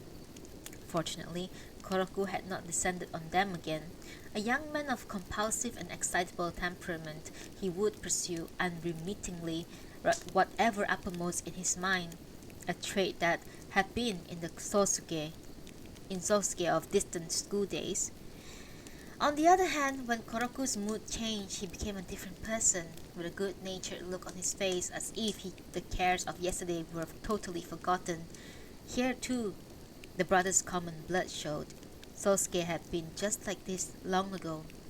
Koroku had a relatively lucid mind, and while it was not clear whether it was a case of pouring passion into his reason or cloaking his emotion in irrational trappings, he was at any rate never satisfied with the proposition until he could discern its underlying logic. Once he had done so, he would zealously push it to its conclusion. His will, moreover, was far stronger than his physical constitution might suggest, and his youthful impetuosity made him capable of almost anything. Whenever Soseki saw Koroku, he was struck by a sensation of watching his old self resurrected and in motion. At times, this made him nervous. On the other occasion, it made him feel a bit bitter, a bitterness caused by the thought that fate may have deliberately thrust Koroku before his eyes in order to summon up as often as possible harsh memories of how obsessively he himself had behaved before.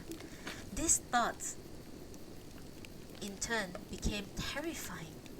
He would tremble at the prospect that, by virtue his birth, his brother was bound to succumb to the same fate that had befallen himself. Depending on the moment, however, this prospect created not so much concern as irritation. And yet to this day, Soseki had never criticized Koroku for his behavior, nor for that matter had he offered him any advice for his future. His treatment of his brother was thoroughly conventional and unexceptionable. The life he now led appeared to be subdued as to be completely at odds with his previous existence. Thus, in his dealings with Koroku, it was hard to detect anything of the experienced elder brother that suggested he even had what might be called a past. Two other boys had been born between the brothers, but had died in infancy. Sosuke and Koroku themselves were 10 years apart. While still in the first year as a university student, Sosuke had, for certain reasons, transferred to Kyoto. His daily life under the same roof with his brother thus came to an end when Koroku was only 12. Koroku was defiant. Mischievous ways at that age were fresh in Sosuke's mind. Their father was still alien then, and the family's circumstances were comfortable enough to afford a full-time rickshawman who had been provided with a modest dwelling on the property. The rickshawman had a son, younger than by 3 years than Koroku, who was the latter's constant playmate.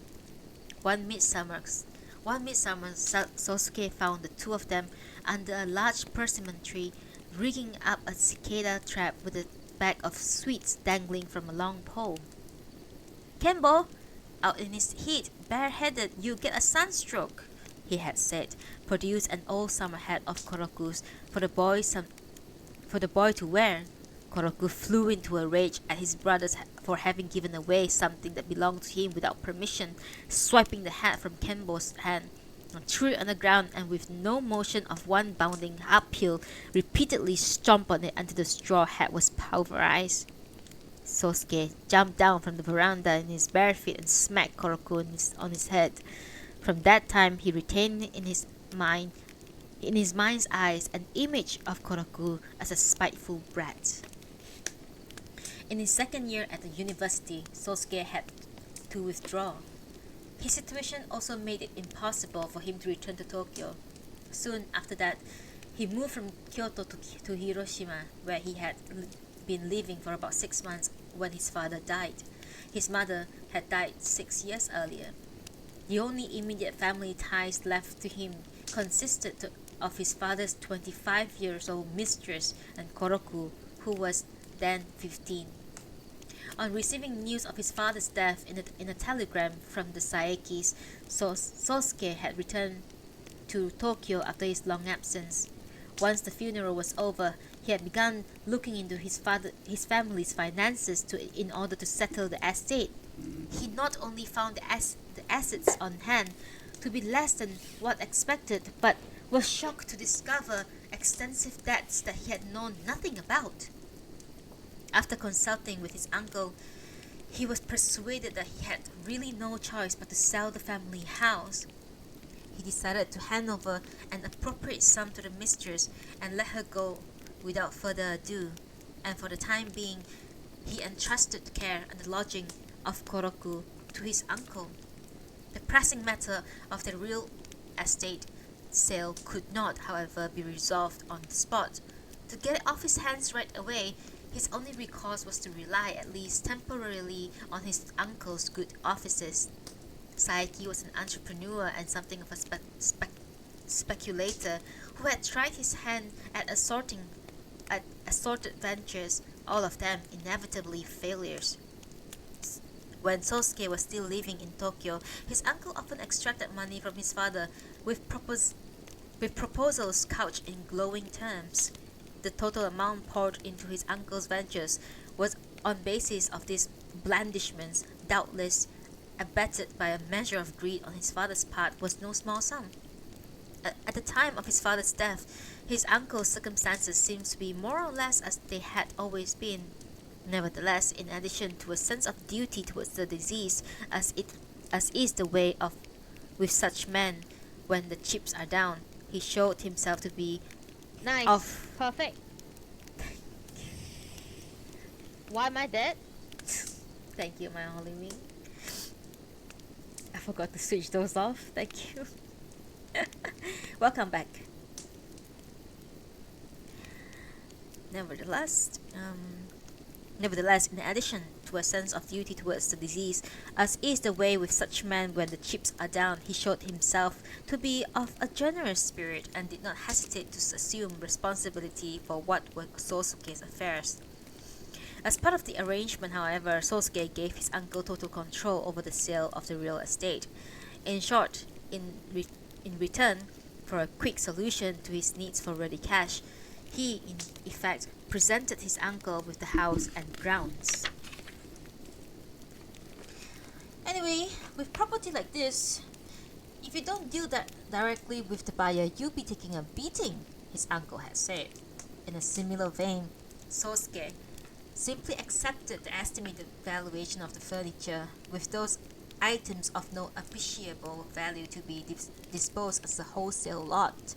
When it, come, when it came to half a dozen scrolls, painting, and a dozen or so antiques, he again deferred to his uncle's view that they should wait for particular eager buyers in the meantime, and trusting everything to his care.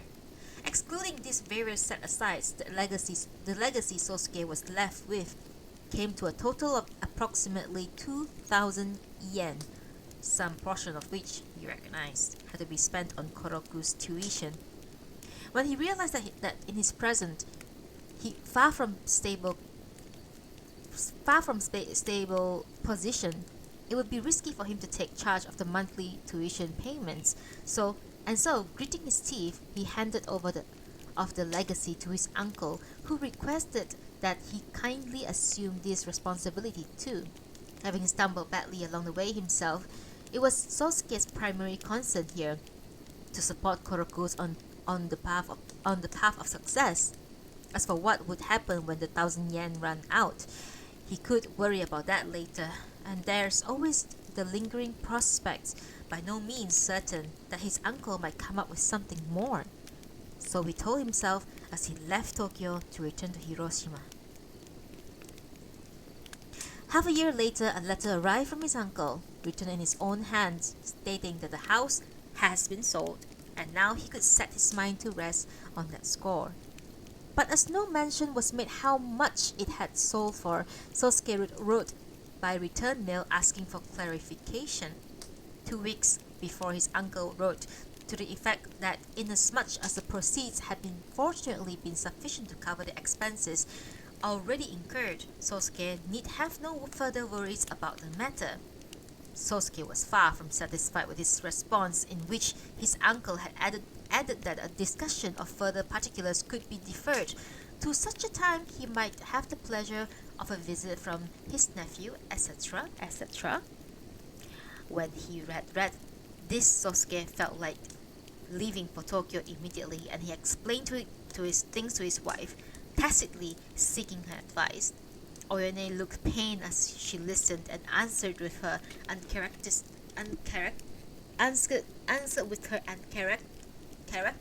smile. But you can't go there, so there's really nothing to be done about it. Looking very much like a man who had for the first time had a sentence pronounced on him by his wife, he pondered a while, arms folded against his chest. No matter how he looked at it, his hands were tied. He was a prisoner of circumstances he could not control. Thus things had reached an impasse. With no other recourse, Sosuke continued his correspondence, exchanging 3 or 4 more letters with his uncle, but the answer was always the same, as though etched in stone. When I have the pleasure of a visit. This is a total waste of time, he said to Oyone, the anger written on his face.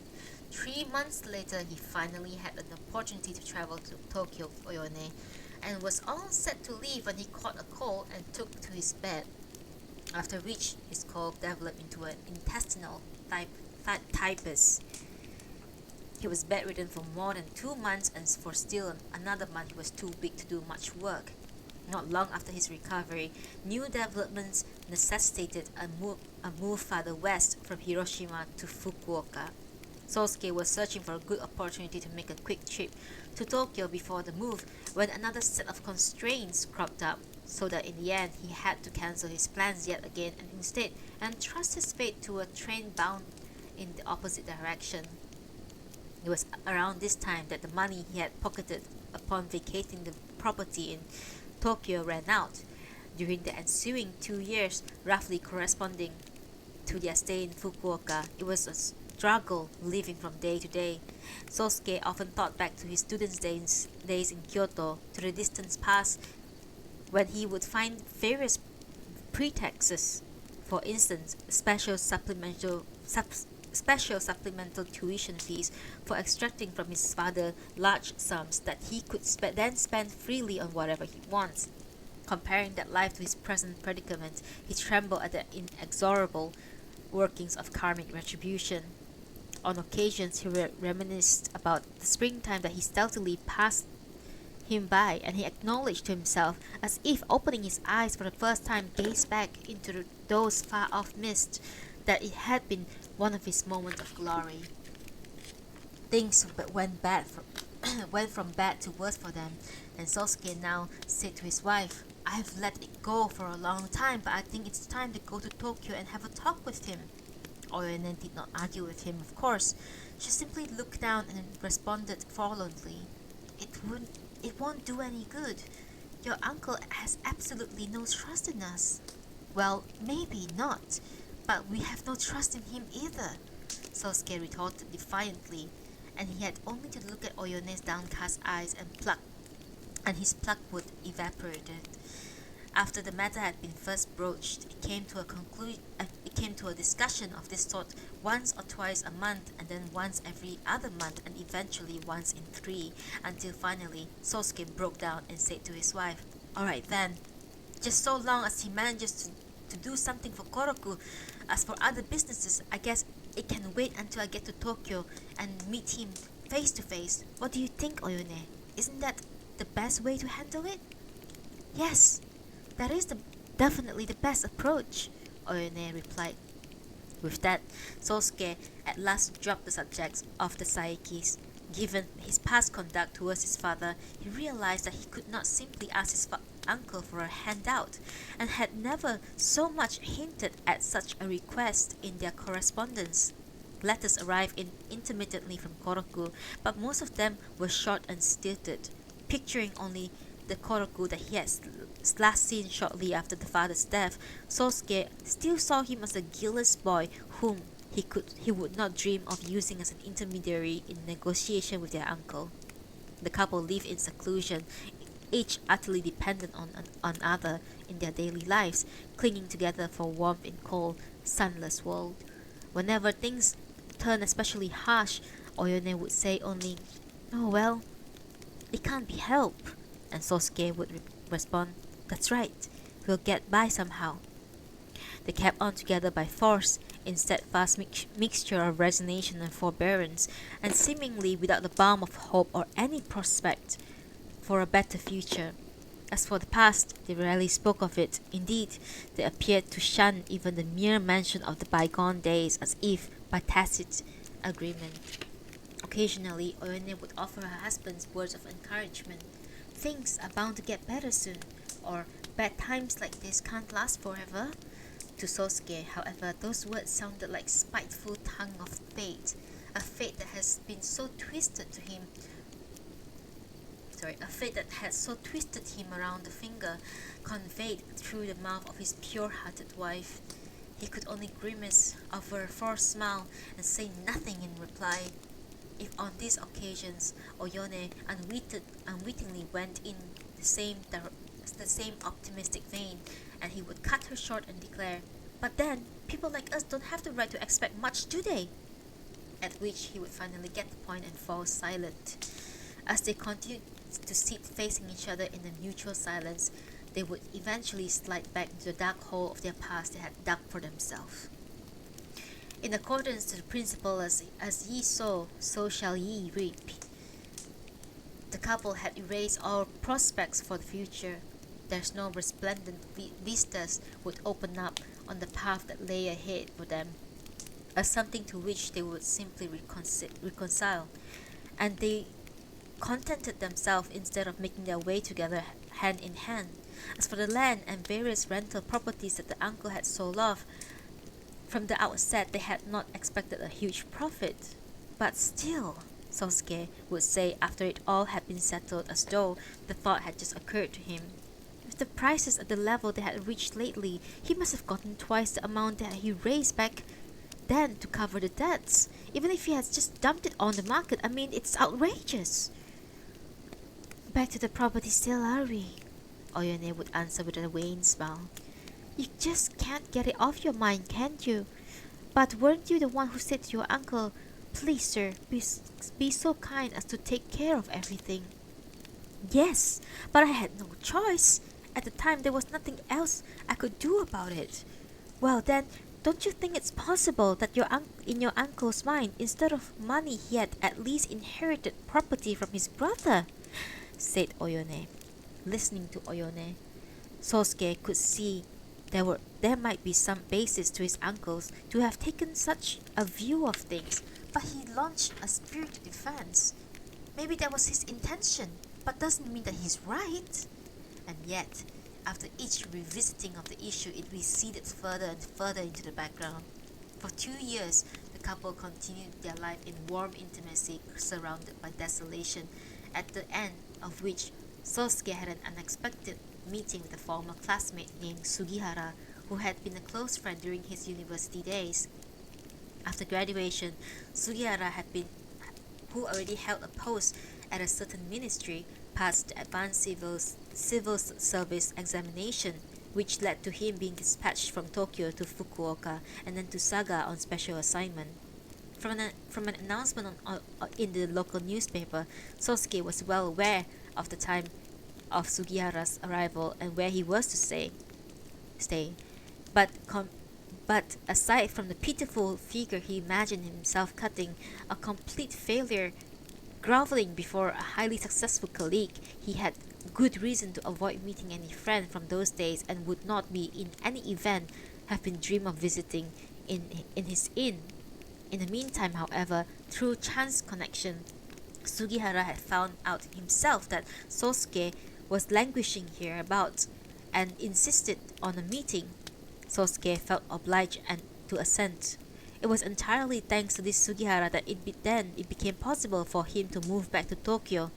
The day that the letter arrived from Sugihara confirming the final arrangement, Sosuke had set down his chopsticks and said, "Oyone, at last we can go to Tokyo." "My, what good news!" he replied, gazing at her husband's face. For the first 2 or 3 weeks after their arrival in Tokyo, the days went by in dizzying blur.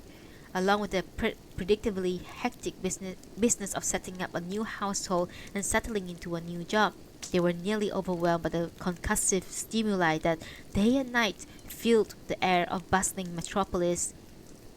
They lacked the time to think about anything at leisure and the composure to weigh their options with any care. The long-deferred reunion with his aunt and uncle finally occurred when their train arrived at Shimbashi Terminal.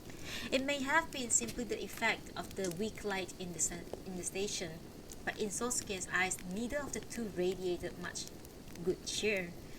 An accident along the way had resulted in a rare 30 minutes delay, and there was this weary impatience betrayed by the couples, a suggestion that this had somehow been Sosuke's fault. The only thing that his aunt had said to him in this occasion was, "Gracious, So-san, it hasn't been that long since I saw you, but how have you aged?" Not having met Oyone before, she glanced at her nephew and said somewhat hesitantly, "And this is Oyone, at a loss for a proper greeting, merely bowed her head in silence. Koroku had, of course, accompanied his uncle and aunt to greet the couple. Sosuke took one look at him and was astonished to see that in his absence his brother had grown to a height that rivaled his own. He had just finished middle school and was preparing to enter secondary school. On coming face to face with Sosuke, Koroku barely managed an awkward greeting to his father. He did not say, "Welcome back, welcome home," nor did he address him as Nissan. After just 1 week's stay at the inn, Sosuke and Oyone moved into the house they now occupied. While they settled in, Sosuke's aunt and uncle helped them out in various ways. There was no need to buy all those little things for the kitchen if second-hand would do, they insisted, and sent over a set of utensils adequate to the needs of a small household. With the move and all, you must have had considerable expenses, his uncle said, and followed his words up with a gift of 60 yen. What with all the distractions, half a month went by without a word to his uncle about the property sale, and they had exercised sorry that had exercised the couple so greatly when they were living in the other provinces. Have you spoken to your uncle yet? Asked Oyone. No, said Sosuke. Not yet. How strange. When the matter was so much in your mind, said Oyone with a faint smile. Well, it's not as if I had the occasion to bring it up, he said in his defense. 10 days later, it was Sosuke who raised the subject. You know, he said, I still haven't brought it up. Doing so now is such a bother that I've lost interest. If it's that much of a bother, you need not force yourself to speak to him. You don't mind then? Sosuke asked. But why should I mind? Said Oyone.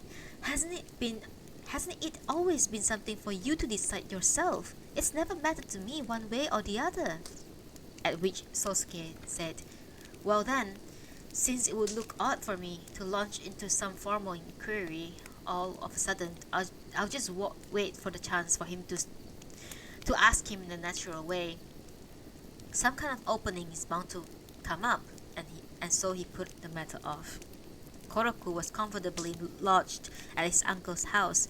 If he passed the examination and was admitted to secondary school, he would have to move into a dormitory, an eventuality about which he and his uncle appeared to have already reached an understanding. Having received little help from his tuition from Sosuke, so recently relocated to the capital, Koroku seemed disinclined to confide in his brother the kind of personal matters he discussed with their uncle. As for his relationship with their cousin, so far he and Yasunosuke had been getting along well. Indeed, the two seemed more like brothers than Koroku and Sosuke. In the natural course of things, Sosuke's visits to his uncle's house became less and less frequent, and as even these occasional visits came to seem like a mere formality, they left him feeling quite empty on the way home. In time, the tendency reached to a point where he barely got through the obligatory comments on the weather before he was itching to leave. It had become a trial to sit for half an hour and string together enough banal remarks to pass time. His host, too, appeared constrained and somehow ill at ease. What's the hurry? Stay a while, his aunt would invariably say, but her effort to detain him only made him all the more eager to leave. All the same, when he had absented himself for a stretch, he felt uneasy, as if from a twinge of conscience, and he would resume his visits. From time to time, he would go as far as to say, with a nod of apology, that Koroku must be quite a burden to them, but to go beyond this and broach the subject of his brother's future tuition, or the issue of the property sale executed on his behalf in his absence, was still too great a hurdle. Yet clearly it was not just out of a sense of duty, or the need to meet the world's expectation where ties of blood are concerned, that however reluctantly, Sosuke continued to call on this uncle who held no attractions for him. Rather, his visits were attributed to nothing but an urge to rid of this kind of knot lodged in his breast. My goodness, Mrs. Saiki remarked to her husband at one point. So-san is a different person, isn't he? Yes, he certainly is, replied her husband. But when you get right down to it, the kind of business he got himself mixed up with was bound to take its toll sooner or later. He made as if to cringe at the iron laws of karma. Yes, it's truly frightening, she said. He wasn't always this subdued. He used to be so full of life, too lively in fact, for his own good. And now over the past few years since we last saw him, he aged so much I hardly know him. Why, he looks more like an old man than you do now. I wouldn't go that far, he said. No, I mean it, she insisted. Maybe not his hair or face, but just the way she looks generally. Since their nephew returned to Tokyo, the old couple had engaged in not a few conversations along these lines, and it was true that whenever Sosuke showed up at their house, he looked very much the old man in their eyes.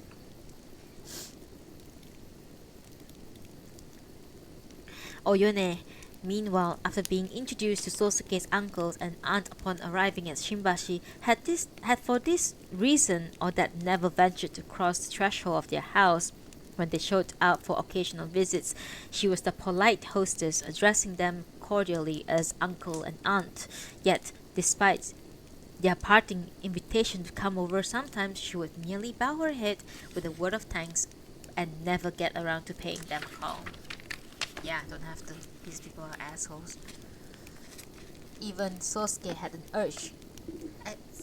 Even Sosuke had once urged her to follow through. Now, why not pay them just one visit? Oh, but I... Noting the distress on her face, he resolutely avoided any further suggestion of this kind.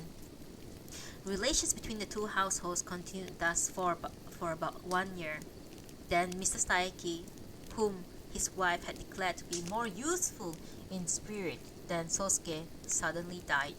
His death was attended by virulent symptoms of meningitis or some such disease. After a few days in bed with what had happened to be an influenza, he fainted in the midst of washing his hands after visiting the toilet.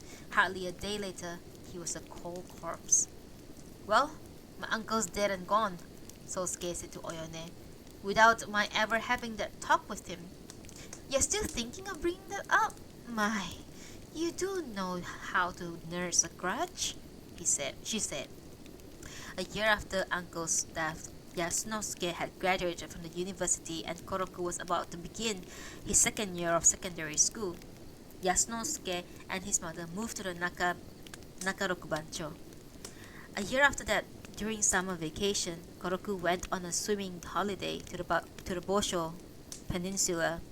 Having spent more than a month there, with September upon him, he set out from Hota across the peninsula to the Kazusa coast, traveling by the way of Kujukuri to Choshi, from where, as if it had just occurred to him, he reversed direction and headed back to Tokyo. He turned up at his brother's just a few days later, on an afternoon heavy with summer's lingering heat, and stretched out on the parlor, the room most protected from the sun. His eyes were the only two bright spots on a deeply tanned face that might as well belong to someone from the South Seas. The moment Sosuke appeared, Koroku sprang to him. "Nisan, I have something to consult with you about," he announced, in such solemn tones that, without pausing to change his office attire, the mildly astonished Sosuke heard him out. According to Koroku, on an evening that he had returned from Kazusa, he was put on notice by their aunt, regrettably, that she would no longer be paying his tuition after the year's end. Having been immediately taken in by his uncle after his father's death, Koroku had been lulled into a passive sense of security. He had been able to get on with his life as much as he had while his father was alive, with no worries about his school fees, clothes, even pocket money, all of which had been simply taken care of, such that until the evening, the very thought of the tuition as a problem had ever crossed his mind. When his aunt issued her decree, he had been too dazed to even offer a polite response. With a look full of apology, she proceeded for the next hour, woman that she was, to detail the reasons why she could no longer help him out. There was the death of her husband and the ensuing financial adjustment, and then Yasunosuke's graduation, and on the heels of that, the question of his marriage.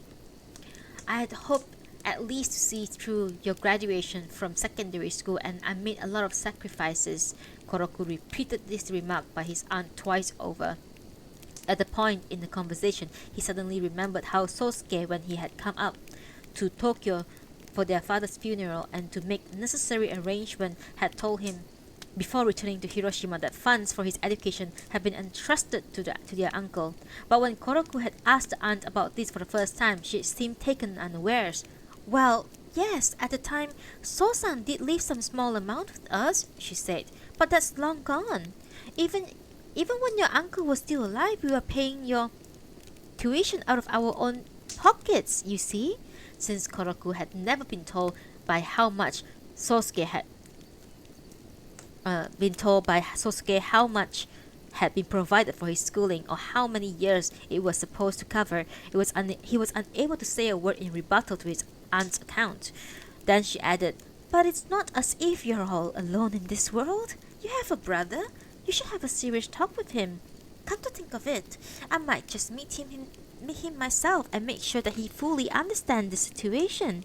So-san hasn't come by much lately. I've been neglecting him myself, so there really hasn't been any chance for us to discuss things." When Koroku had finished recounting this incident, Sosuke looked at his brother in the eye and simply said, "What a mess." He showed no signs of erupting into a rage or racing off to his aunt as a talking to, as he might formerly have done, nor did he appear to take offense at the sudden change in attitude on the part of his brother, who, up to a moment ago, had kept his distance, as if to make it clear that he could get along perfectly well without any help from his quarter. Having seen off Koroku, who, as he retreated, as clearly shaken by who he no doubt saw as the havoc wreaked by mere bystanders on the brilliant future he had projected for himself, Sosuke stood in the doorway and gazed for a while through the latticework at the patches of the fading sunlight. That evening, he snipped 2 large leaves from the basho plants behind the house and spread them out in the veranda for Oyone and himself to sit as they enjoyed the cool air. They talked about Koroku's situation. "Evidently, your aunt has made up her mind that Koroku is our responsibility now," said Oyone. "Until I've seen her and talked things over," said Sosuke. "I really couldn't say what she has in mind. You can be sure it's as I just told you," Oyone replied vigorously, waving her fan amidst the shadow. Sosuke made no reply. He craned his neck and studied the narrow band of the sky visible between the eaves and embankment. They sat there in silence for a while, until at length Oyone said, "Still, this just isn't possible for us. To see someone through university is way beyond me." To see someone through university is way beyond me, her husband agreed, leaving no doubt about his own limited capacity. The couple's conversation shifted to another topic and touched no further on either Koroku or his aunt. A few days later, when Saturday came around, Sosuke ventured a visit to his aunt's house in Bancho. On his way home from the office, his aunt declared herself to be pleasantly surprised and treated him with an extra measure of affairability. Overcoming his distaste, Sosuke broached for the first time the question he had stifled these 4 or 5 years. Not surprisingly, his aunt mounted the strongest defense possible. According to her, the money his uncle had realized from the sale of the house and grounds, well, she could not be sure, but over and above the amount owed on the loan he hastily taken out to cover debts, it had come to 4,500 yen. Or was it 403,000 yen? Be that as it may, it was his uncle's opinion that inasmuch as Sosuke had given him the real estate outright before he went away, no matter how much over the advance the property sold for it, it could reasonably be considered his personal gain. Still, it would make him uncomfortable to have it said that he had profited from selling his nephew's property, and so he would keep it in trust for Koroku and leave it to him as his patrimony. As for Sosuke, seeing that he had been all but formally disinherited by his own father, take over the business he got himself involved in, he really didn't deserve a single penny. "Now don't be angry," his aunt suddenly added. "I'm only repeating exactly what your uncle said." Sosuke held his tongue and heard her out.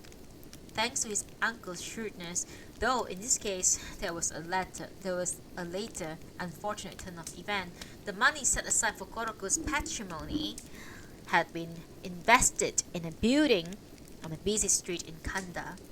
But before he could take out insurance on it, there was a fire and the building was burned to the ground. Since Koroku had never been told about the trust arrangement, his uncle thought it better not to inform him of this mishap. So, there you have it.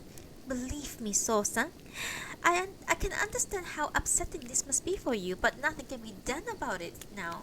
It's beyond our control. You might as well accept that it is your fate and just resign yourself to it. Of course, if your uncle were still alive and he would work something out, I'm sure. Even now that he's gone, if I were in better straits, I would somehow be able to repay Koroku the amount that went up in smokes with that building, or at any rate, see him through graduation. Having said this much, his aunt proceeded to launch into another tale of domestic woe. This one had to do with Yasunosuke business affairs. Yasunosuke, an only child, had just graduated from the university this summer. He had been he had a costed upbringing and no social exposure beyond his circle of classmates, and could be described as obtuse about the ways of the world.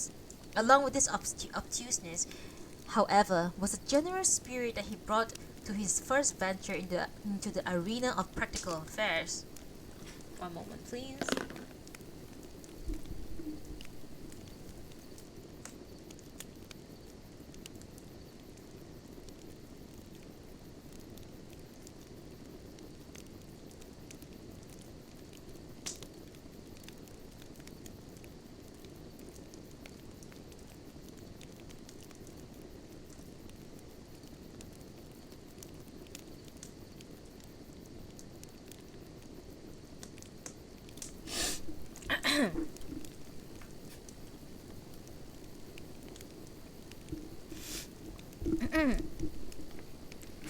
Being a graduate of the mechanical and engineering program, there was of course suitable openings for him at some of the many well-established companies around the country.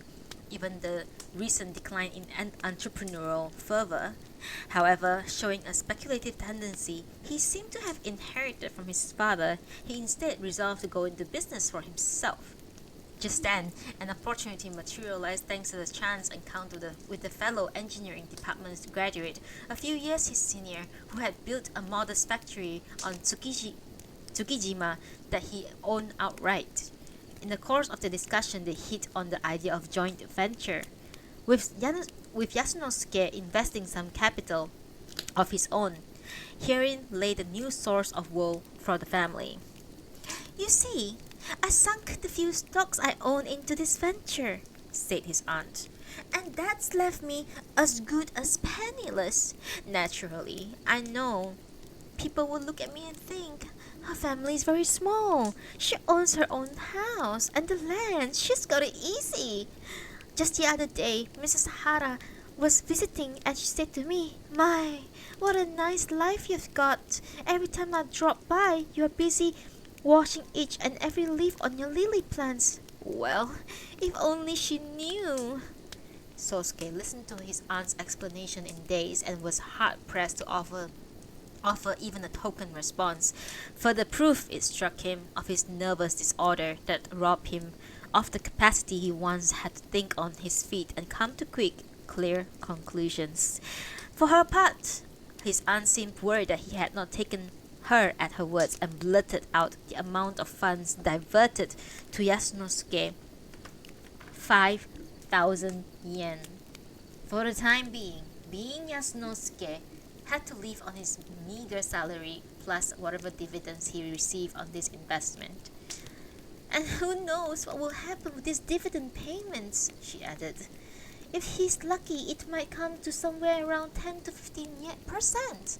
But there's always a possibility that if some little things goes wrong, it will all go up in smoke. In the absence of any glaring evidence of greedy behavior of his aunt's part, Sosuke felt a distinct disadvantage. Yet, the thought of ending his visits without some sally on behalf of Koroku's future struck him as absurd. Setting aside the issue of property sale, he interrogated his aunt on the question of the 1,000 yen he had entrusted to his uncle for Koroku's education. That's all gone. Every penny of it is spent on Koroku, she replied. And that's the honest truth, So-san. 700 yen had gone into his secondary school expenses alone. While he was at it, Sosuke thought he might as well try to find out what had happened to the paintings and antiques he had asked his uncles to dispose of for him. Oh, those! Well, the most ridiculous things happened, she began, and then paused to gauge Sosuke's reaction. But really, weren't you told about all that earlier? He replied that he had not been. Oh my goodness, your uncle must have completely forgotten about it, she said, and proceeded to recount the incident in full. Shortly after Sosuke returned to Hiroshima, his uncle had sought advice from an acquaintance, Sanada, she thought his name was, on how best to sell such objects. The man, who was said to be quite the connoisseur of paintings and antiques and all, and as a regular broker, was evidently not well known in the trade. Anyway, this Sanada had accepted his uncle's assignment on the spot, and after he would carry off one object or another, saying that so-and-so is interested in this and so-and-so wants to see that, and then he never bring anything back. Whenever his uncle pressed him, he made excuses.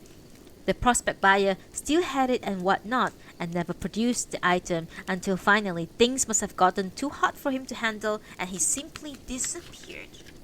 But you know, there's still one folding screen left. We noticed it when we last moved. I remember Yasu saying, this belongs to So-san. When you have a chance, why not send it over to him? She spoke of the objects that Sosuke had entrusted to her husband's care as though she attached no more importance to them whatsoever. Yet Sosuke himself, in having simply let the matter go up to now, could scarcely be said to have shown much interest in them either, and he refrained from expressing anger, even faced with someone who seemed so unruffled by any twinge of conscience. But then she went on to say, listen, we have no use for the screen, dear, so if you would like, why not take it home with you? They say that these things have gone through the roof lately. For all the diffidence, Sosuke had a mind to accept her offer. When the two-panel screen was taken out of the closet and Sosuke viewed it in the light, he was sure it was something that he recognized. Towards the bottom of the screen was depicted in dense profusion bush clover, bellflowers, Suzuki, kuzu vines, and ominaishi. Above them, a perfectly round silver moon, and off to one side of the moon, the verse, a country lane, the sky above, amidst the moonlight, ominaishi, and was signed by Kichi.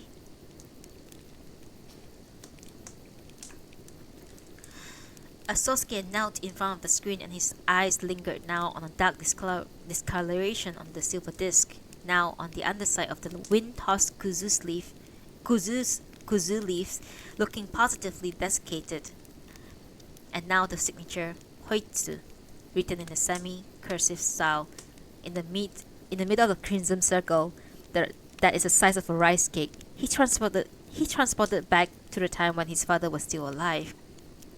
During the New Year's holiday, his father would, without fail, bring this screen out from the dark storehouse and set it up into the vestibule, and then place it in front of a square box made of a rosewood in which to collect New Year's greeting cards.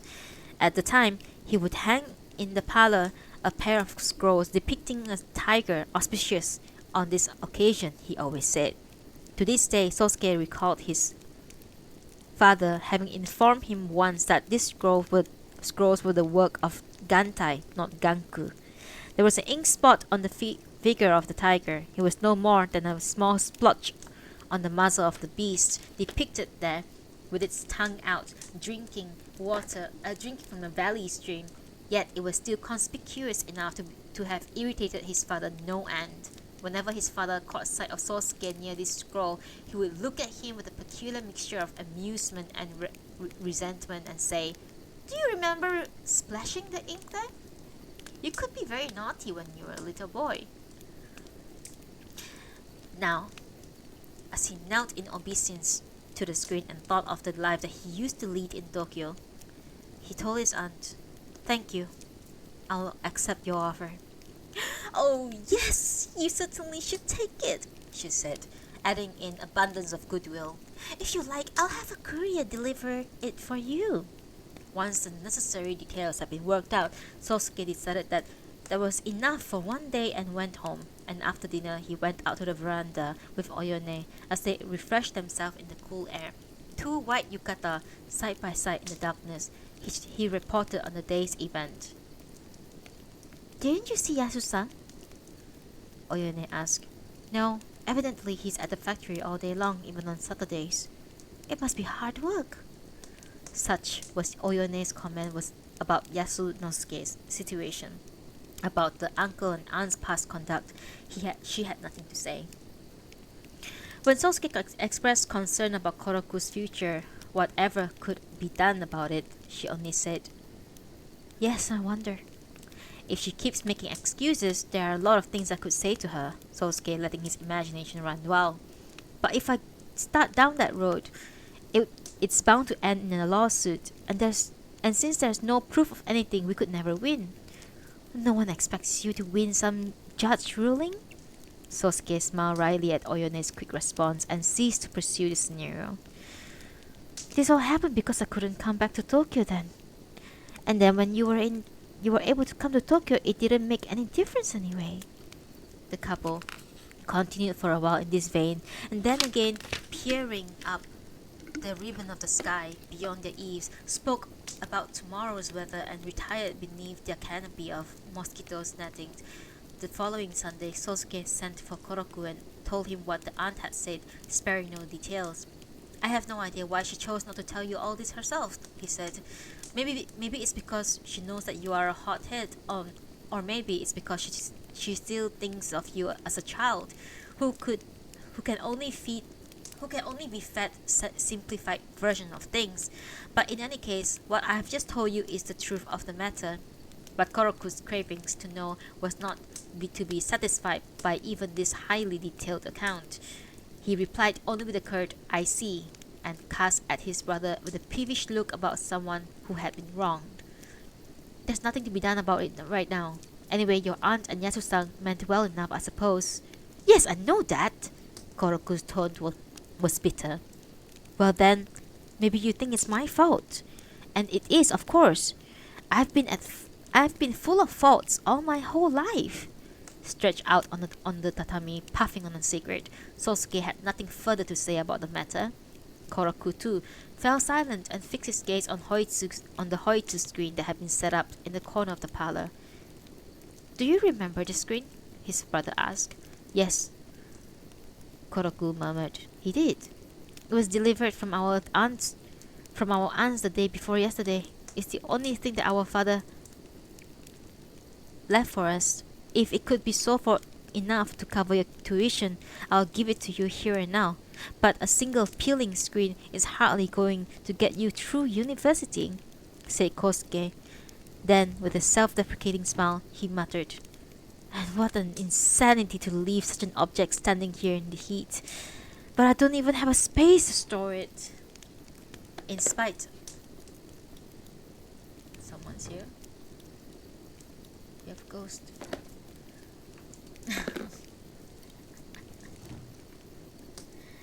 Hello. Mira. Welcome. In spite of his chronic exasperation with this nonchalant, deterring brother of his and the yawning gulf between them, Koroku could never bring himself to quarrel over anything serious. This time too, he appeared to wither. "I don't care about the screen," he ventured. But what would you suggest I do from now on?" "Well, it is a problem," said Sosuke. "But we don't have to decide anything before the end of the year. So in the meantime, you should think things over carefully, and I'll do the same." By nature, Koroku could not stand having things left up in the air. He began to complain bitterly about his intolerable situation. Even if he were to attend his classes, how could he concentrate? How could he even prepare his lessons? But his complaints have no effects on his brother's detached attitude. When his litany became too shrill to ignore, Sosuke cut him short. To be able to master so many complaints about one little thing, yes, you get ahead, that's for sure.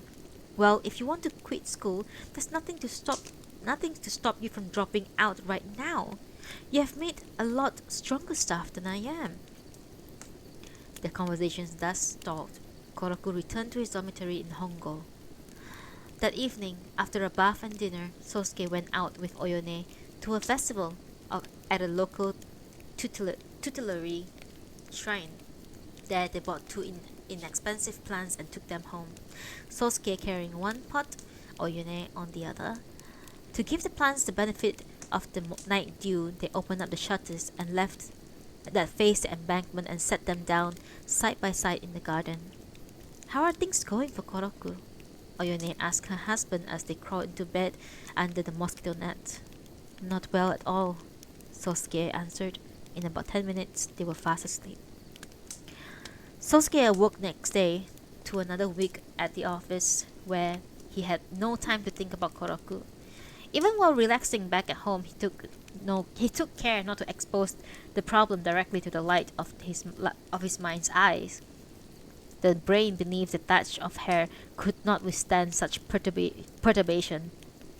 When he recalled how, with his penchant for mathematics, he once had the stamina to sketch out the most complicated geometric figures in his head, he couldn't help shuddering at the drastic decline of his faculties, which seemed to have set in over an incredibly short time. All the same, once every day or so, the figure of Koroku hovered indistinctly at the back of his mind and triggered the reaction for the moment that he must give serious consideration to his brother's future. The next moment, however, he invariably stifled the thought on the grounds that there really was no cause for haste. Thus, Sosuke passed the days unable to dispel the nagging sense of indecision lodged in his breast. Early one evening at the end of September, when the dense clusters of stars were visible in the Milky Way, Yasunosuke showed up at their door as though fallen from the sky. His visit was so rare that Sosuke and Oyone were taken by surprise, and they suspected that he had come with some definite purpose in mind. And in fact, he had come to discuss matters related to Koroku. One sip of tea.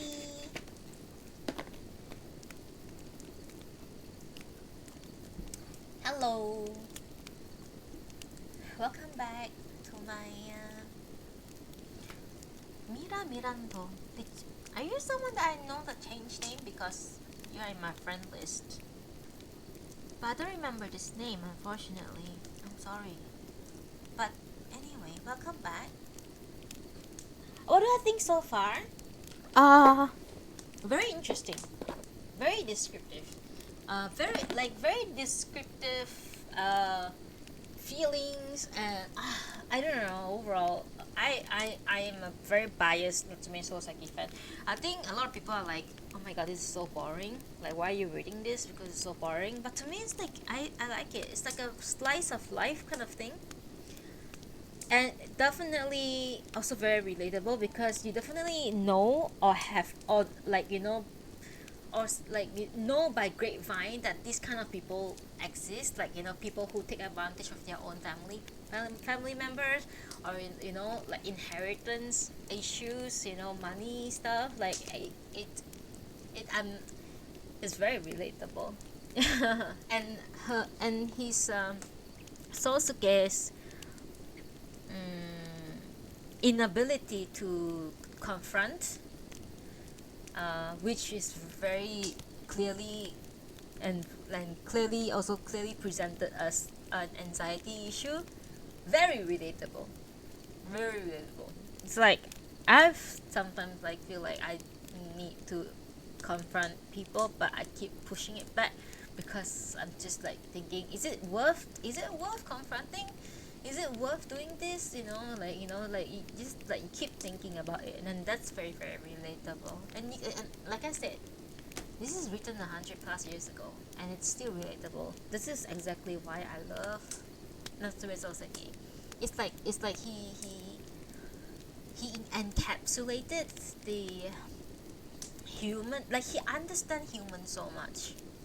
Yeah, it's like he understands humans so much. It's very hard to write novels about that can describe human emotion or human behaviors realistically.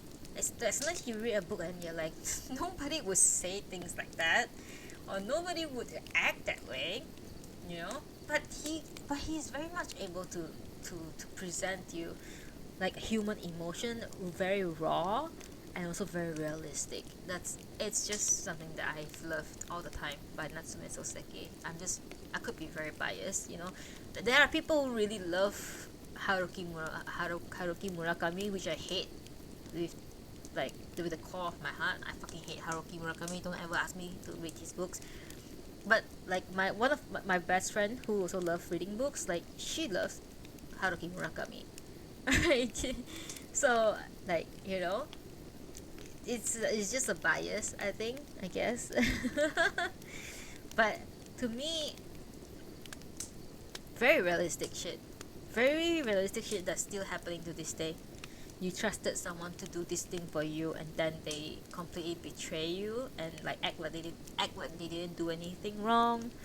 A very greedy person who, like, you know, it's just stuff that happens. So it's good. I'm enjoying this. I actually am enjoying this. How about you? How about you guys who are listening? Do you guys, what do you guys think about the story so far?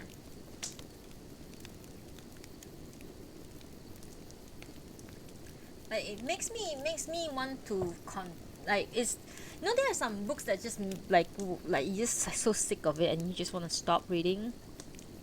Like this is definitely not the kind of book. Like I think lonely something in the mirror. I've forgotten the title. You see, I don't even remember. I sold the book. Secondhand sold the book. Lonely Castle in the Mirror. Oh my god! When I was reading that, by like, I don't know, halfway through, I just wanted to stop, but I couldn't stop because I was reading it on stream. Yeah, I sold a book at a bazaar. Because I don't want. I don't want to see it on my shelf, on my bookshelf. Yeah, I didn't like that one. Yeah, I know a lot of people like that one, but it's like, it's just not realistic. Like I know people really like isekai story stuff. That's another thing. Like I understand the um attraction, like the, I don't know, like it's fun to like imagine, like, oh, isekai and all that kind of stuff. Like what if I'm like, I can go into another different like world, you know, that kind of thing. I know people like that kind of shit, but to me it's like very like, it's like okay, it's basically, right, the coffee before it, like drink the coffee before it's cold or something like that. Before the coffee gets cold, it's like a time traveling one, right? But it's basically also an isekai in a way. Um, a Lonely Castle, also an isekai. The cat at the bookstore. I don't remember sorry, I really don't remember the name. Like they are all isekai. They are all like very like, you know, they all have the same theme, whereby someone awkward in real life, or someone who like don't have much friends, and like introverted person in real life, and then going into a different world, and then to find out that they can do so much more in this world, and then their confidence level get raised, that kind of thing. It's boring to me. It's just boring to me. It's just, to me, it's lazy storytelling, because it's been told so many times that it's just like, it's boring to me, to be honest. Like, yeah, it's like, I don't know. I just find those stories very boring. Like, they suddenly things can be solved because they go into an isekai. Like, you know, and then they come back from the isekai like, I'm much more confident now, I'm a better person now because I went to the isekai, that kind of thing.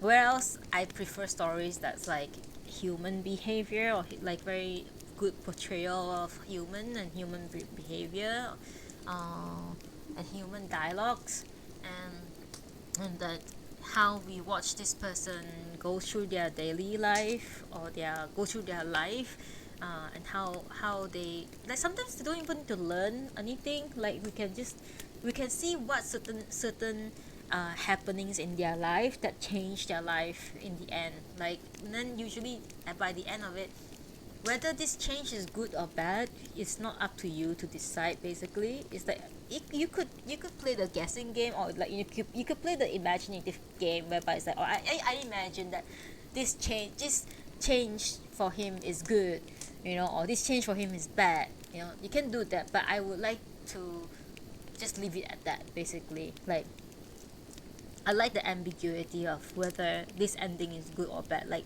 because we don't really have to choose an ending good or bad, because life don't work that way. When you live up to, let's say, 65 years old and you die, and is there someone there? Is there someone there to tell you that, oh, your life is great, your ending is great? Or is there someone there to tell you that, like, when you're dying, you know, can someone tell you that, oh, your life sucks, man, bro. Like, your ending sucks, and now you're dying. That sucks, bro. Like, not life doesn't work that way. We are born, we try to survive, and then we die. That sounds so depressing.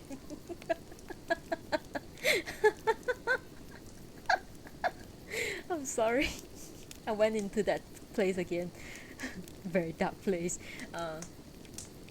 No, yeah. Like movies. Same with movies. You don't need to have a happy ending all the time. Or you don't have to force a sad ending all the time. It could just be like one of my okay, not one of, it's basically my favorite director and screenwriter is Wong Kar-wai. And all of his stories, if you watch all of his stories, like, if you watch Chongqing Express, if you watch Fallen Angels, if you watch Happy Together, if you watch Days of Being Wild, if you watch In the Mood for Love, if you watch 2046, all of his ending is just open, kind of open ending, like Happy Together, like, you know, the main character finally went to the fall without his boyfriend. Like, even though the promise is that they both want to make it there together, but in the end it was only him, because they finally, I mean, spoiler alert, but they finally broken up, like, for real this time. Like, but like, at first I was thinking, oh, it's a very sad, it's like sad ending, isn't it? And then my boyfriend said, no, it's actually good, because he's finally got broken out from a very toxic relationship. So when I look at it, that point is that, oh, okay, so the tears that he was shedding when he was being hit by the water at the waterfall, it's not tears of sadness, it's actually tears of relief, I think. So I I think media shouldn't have to choose an ending that is good or bad. It can be just open, like, it can, because life is just like that. We can end a chapter in our life, but we don't really have, like, oh, that's a bad chapter, I'm ending that bad chapter, or that's a very happy chapter. You don't label them that way, don't you? Do you guys do that? I don't know. Personally, I don't do that. Because I don't even know what I'm gonna do tomorrow. I live day by day. Like, you know, if tomorrow I'm gonna die, I'm just gonna die. So it's like, I don't know how a question by Dimitri can make me spiral to this point, but anyway, point is, the question is, what do you think of this so far? I love it. I enjoy it. I like the slice of life kind of thing. I like the little description between the husband and wife. You can tell that they do really do love each other, despite it seems like they are very, like, not very close, but like the lack of speech between a couple sometimes can mean that a deep understanding between the two of them, like they know what each other is thinking. So it's a very good thing. I think Natsume Soseki wrote that, presented that in a very very realistic way. So far, dialogues are very well written. I would say. I would say the translation work is very very fine. It's amazing, pretty good. Um, I don't usually like American translators. I don't know. I'm a bit of a Brit, like, cause like I don't know. I have no explanation for it, but sometimes American translation can be a bit self-serving. I don't know, but this one's very good. This one is pretty good, pretty good, pretty good. Okay, my break is over. We shall continue. Thank you for listening to me babbling. Sorry, babbling in the middle of a chapter. It's a very long chapter actually. Quite surprised. Okay, it's almost over. Okay. Okay. Let's continue. We're currently still in chapter 4. Chapter 4. So, let's repeat. Early one evening at the end of September, when the dense clusters of stars were visible in the Milky Way, Yasunosuke showed up at their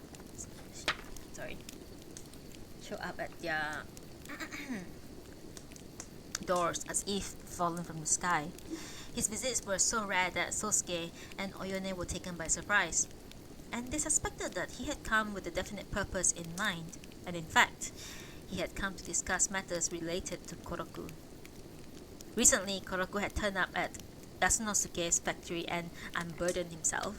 Yes, he had heard from his brother all about the money meant for his tuition, but then he had made it this far as a serious student and was not at all happy at the thought of being unable to attend university, or so whatever it might take, borrowing money or whatever else.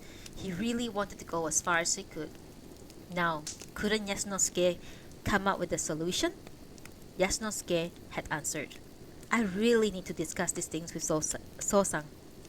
But Koroku stopped him in the tracks, saying that his brother was not the sort to listen to anybody, and since he himself had dropped out of university, he thought it was perfectly alright for others to give up on their education too. If you wanted to pinpoint the cause of all this, well, basically, Sosuke was to be blamed, in spite of which he wasn't fazed a bit and paid no heed to anything others have to say. This being the case, Yasunosuke was the only one he could turn to. It might seem very strange to rely on him now that his own mother had formally refused any further assistance, but he hoped Yasunosuke would be more understanding than she was. Koroku persisted in his queries and showed no sign of letting up. Yasunosuke did his best, he said, to mollify Koroku before sending him home, telling him he was mistaken about his brother, who was actually quite concerned about him and due to come over soon for another discussion. As Koroku was about to leave, he had taken out his pocket several blank sheets of paper and asked his cousin to affix his seal. He would need them, he explained, to complete the requisite absence report for school. Until it was resolved, however, he was to continue his education or dropped out.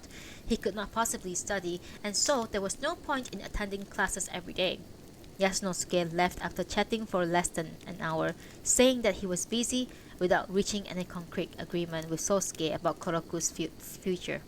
His parting words were that in any case they should all have leisurely get together sometime and come to a decision, preferably with Koroku present, if that would be alright. When the couple was alone, Oyone addressed her husband. May I ask what you are thinking?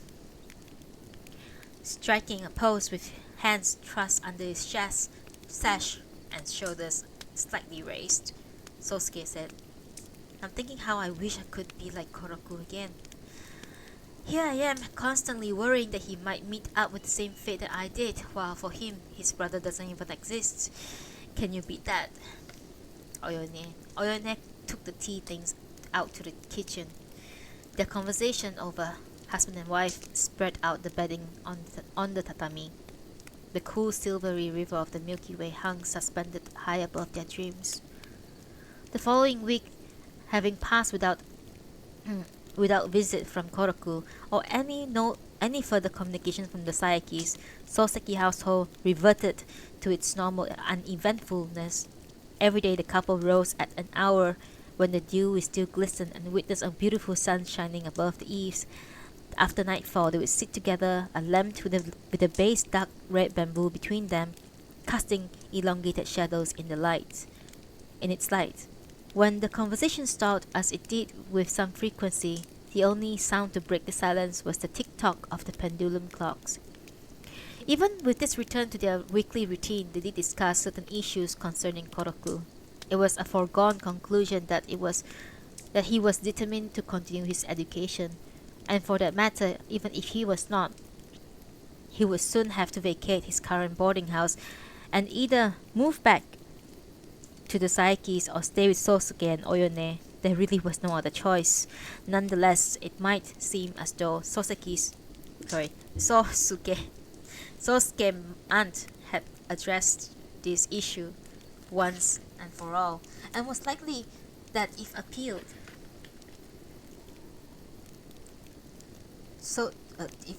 to, she would not refuse to take Koroku in again for the time being as a gesture of goodwill. Yet it would then be ethically remiss of Sosuke not to assume responsibility for everything beyond his brother's lodging, that is, tuition, spending money, and all other expenses necessary for Koroku to continue his education. Sosuke simply could not afford to do this, however, given their current household budget. Sosuke and Oyone calculated minute detail, their present income and expenses. Hi, hey Jude. No, we can't be done, he said. Any way you look at it, it would be impossible, she agreed. Next to the sitting room they occupied at the moment was a kitchen, which was flanked by the maid's room on the right and on the left a six-mat room. There being only 3 of them in the house, including the maid, Oyone had deemed the six-mat room as no particular use and placed there by east window a small vanity with a mirror attached. It was here that Sosuke was done with his ablutions and his breakfast. She retired in the morning to change her clothes. Instead of Koroku staying at Sayaki's, couldn't we clear out the six-mat room and have him live with us? Oyone proposed. Her idea was that if they took charge of the room and board, and the Sayakis contributed something each month towards the remaining expenses, then Koroku would be able to realize his wish and finish his schooling. As for his clothes, she added, he could make do with hand-me-downs from you and Yesu-san that are ready to fit him. The idea had in fact already occurred to Sosuke, who had not, however, been keen to ask much from Oyone, and had therefore not even mentioned it. Not that his wife suggested this arrangement herself, though he naturally lacked the conviction to reject it. He wrote to Koroku. As long as his brother had no objections, he said he would visit Sayaki's again and discuss this matter. The very same evening, Koroku received the letter. He dashed right on over, the rain pelting down on his oil paper umbrella. He was in high spirits, as if the deal were already done. Oyone gave Koroku cause for such an assurance. After all, she said, your aunt only said what she said because back then we just foisted everything to do with you on them and did nothing about it for the longest time. Say what you will. If only it had been possible, your brother would somehow have made things right long time ago, but they just did not work out, as you know. Anyway, if we present them this plan for you to live here, neither your aunt or Yasu-san would say no. It will be surely turn out well, so you can stop worrying. I promise you. Thus, reassured by Oyone, Koroko returned to Hongo in the driving rain. 2 days later, he was back to ask if his brother had talked to the Saeki. 3 days after that, he appeared again, saying that he had been over to their aunt's and learned that she still hasn't had any visits from Sosuke, and urging that his brother moved on this matter as soon as possible. For his part, Sosuke passed the days telling himself that he would go over soon. In the meantime, autumn settled in, with the visits still unpaid. And so it had come about one splendid Sunday afternoon, desiring that he could no longer delay. He addressed the issue in the letter that he mailed to Bancho, and in the response he had received a reply from his aunt to the effect that Yasunosuke was presently unavailable, having gone to Kobe. So they basically spent the entire chapter 4 to explain all the context needed. Hey dude, welcome back to my stream.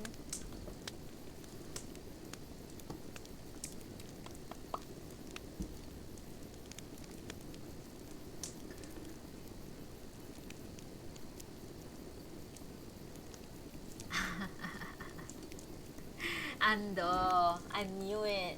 Just because of your model. I know it's you. Why did you change? Why did you change your name?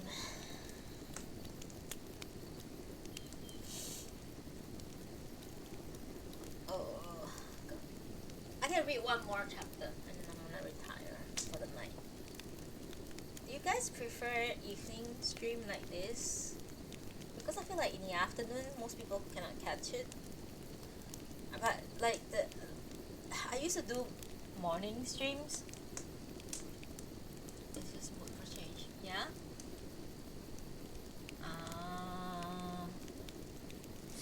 Okay. That's acceptable. I used to do morning because I wanted to get be like the background sound for people who are working in offices and stuff, and then I'm having trouble commit to early streams, and then I turn to like afternoon streams, and then it turns like afternoon there's not much people also interested. Then I know nighttime is great because Dimitri can catch my stream during nighttime. Oh yeah. Welcome to my stream again. It's actually my 2nd anniversary on Twitch. Hooray! Yeah, I believe it is because at least Twitter. I created Twitter just because of Twitch. So Twitch didn't tell me how many years I've been with Twitch, but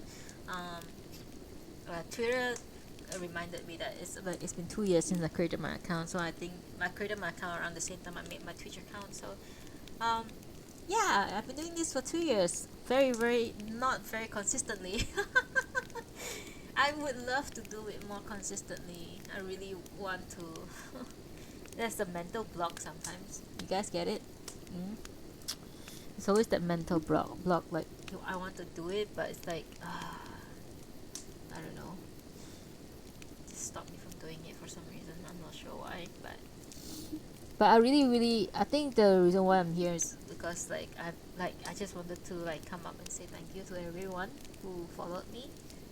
Currently I have 190 followers. I know there's not a lot of people who actually come in to listen. Most people get bored very fast. I try my best to read it as entertainingly as possible. Yeah, I'm not looking to be like super famous or anything, but I would like to have more people listening to my stream. Some of my videos on YouTube actually has like 8,000 views. It's very scary. I don't know, like it's like organic. Like I don't do advertisement or anything. Like it's just organic growth. Uh, yeah, yeah. But the viewers from YouTube and the viewers from the listeners from YouTube and listeners from Twitch is very different. Twitch likes to have a chat with me, which I also enjoy. YouTube just want to listen to the book basically. So they are all looking for like they'll look at the title of the book and then audible and then somehow stumble into my channel. Some people enjoy it, some people don't, I guess, because I get dislikes. But it's very fun when people like do like timestamps. Chapter 1, chapter 2, chapter 3. It's fun. I like the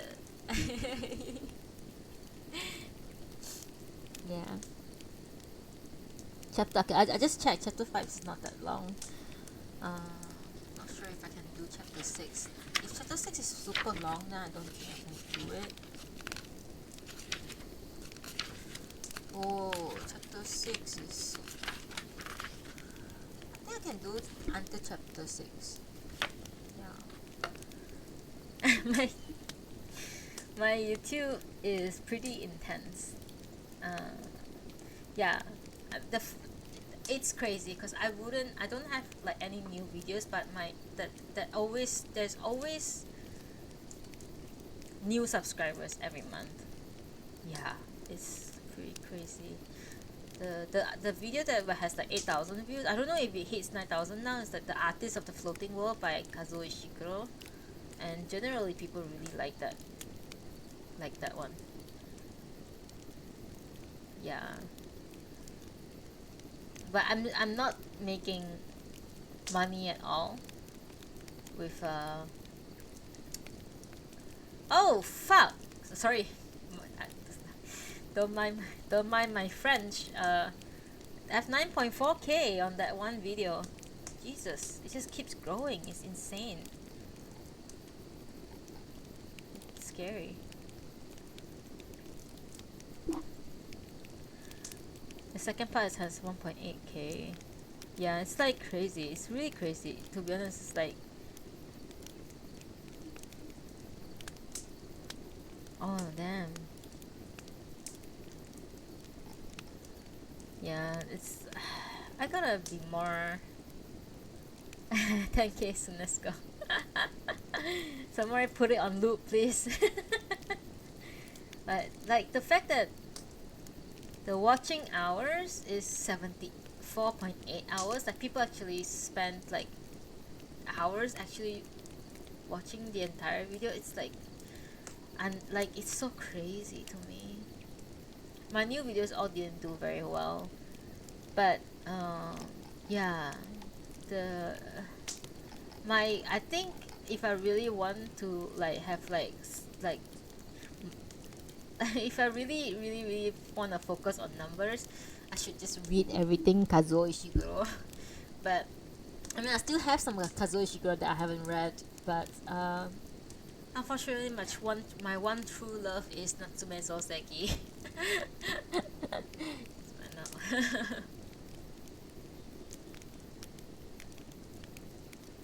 Yeah, yeah. Unless suddenly you get me stopping the reading and then started babbling about non-stop like nonsense, and then sometimes raging at shit for no reason, then it will take you out. I know there's a guy. I keep forgetting. If I see him, I will recognize him. Forgotten his name, but he will always like drop in like right before he goes to sleep, like, and then he leave my stream on while he go to sleep. Yeah, when I stream until late night like this, but I don't think he's here now. Yeah, I yeah, I want how to say. At some point I have like 20 over like 15, 20 listeners, and that felt really good. I think, but that's because like the end really made it into like an event on like Party Finder and stuff. So people like just all came in and like just like take pictures, and then I'll be reading and stuff. That like really fun. But I'll try not to like be like care much about the numbers nowadays. Like right now I don't really know how many of you are in the don't tell me, but I don't really know how many of you are in the viewers now, how many viewers I have right now, because OBS don't really tell me. I'm sure that OBS has a place that tells me, but I don't really know where, so I don't really want to know either, because I feel like there were times when I see like 0 or 1 viewer, my enthusiasm in reading becomes very low, and I feel like that's not good because I'm not doing the book justice, and that's just lazy reading. So I try not to do that. I try to don't care, like really don't care about the like. If you guys like me and likes the concept that I'm doing, share with your friends if they are into reading books or into like listening, or into like listening to something calm or something during their day while they are doing their homework or doing their work or before they go to sleep. Yeah, you can always recommend me to them. You don't have to watch it live, just go to my YouTube because I port every single videos into my YouTube. Even the nonsense one. Yeah, I gotta do more gaming, stream more. I'll try to make time for it. I'll try to. Anyway, this break is long enough. Let's go. For those who just joined us, currently we are reading The Gate by Natsume Soseki. Mon by Natsume Soseki. We are at chapter 5.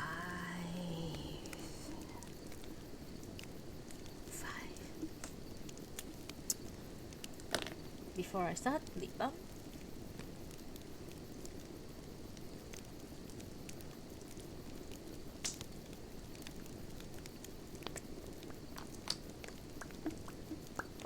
Okay, let's go.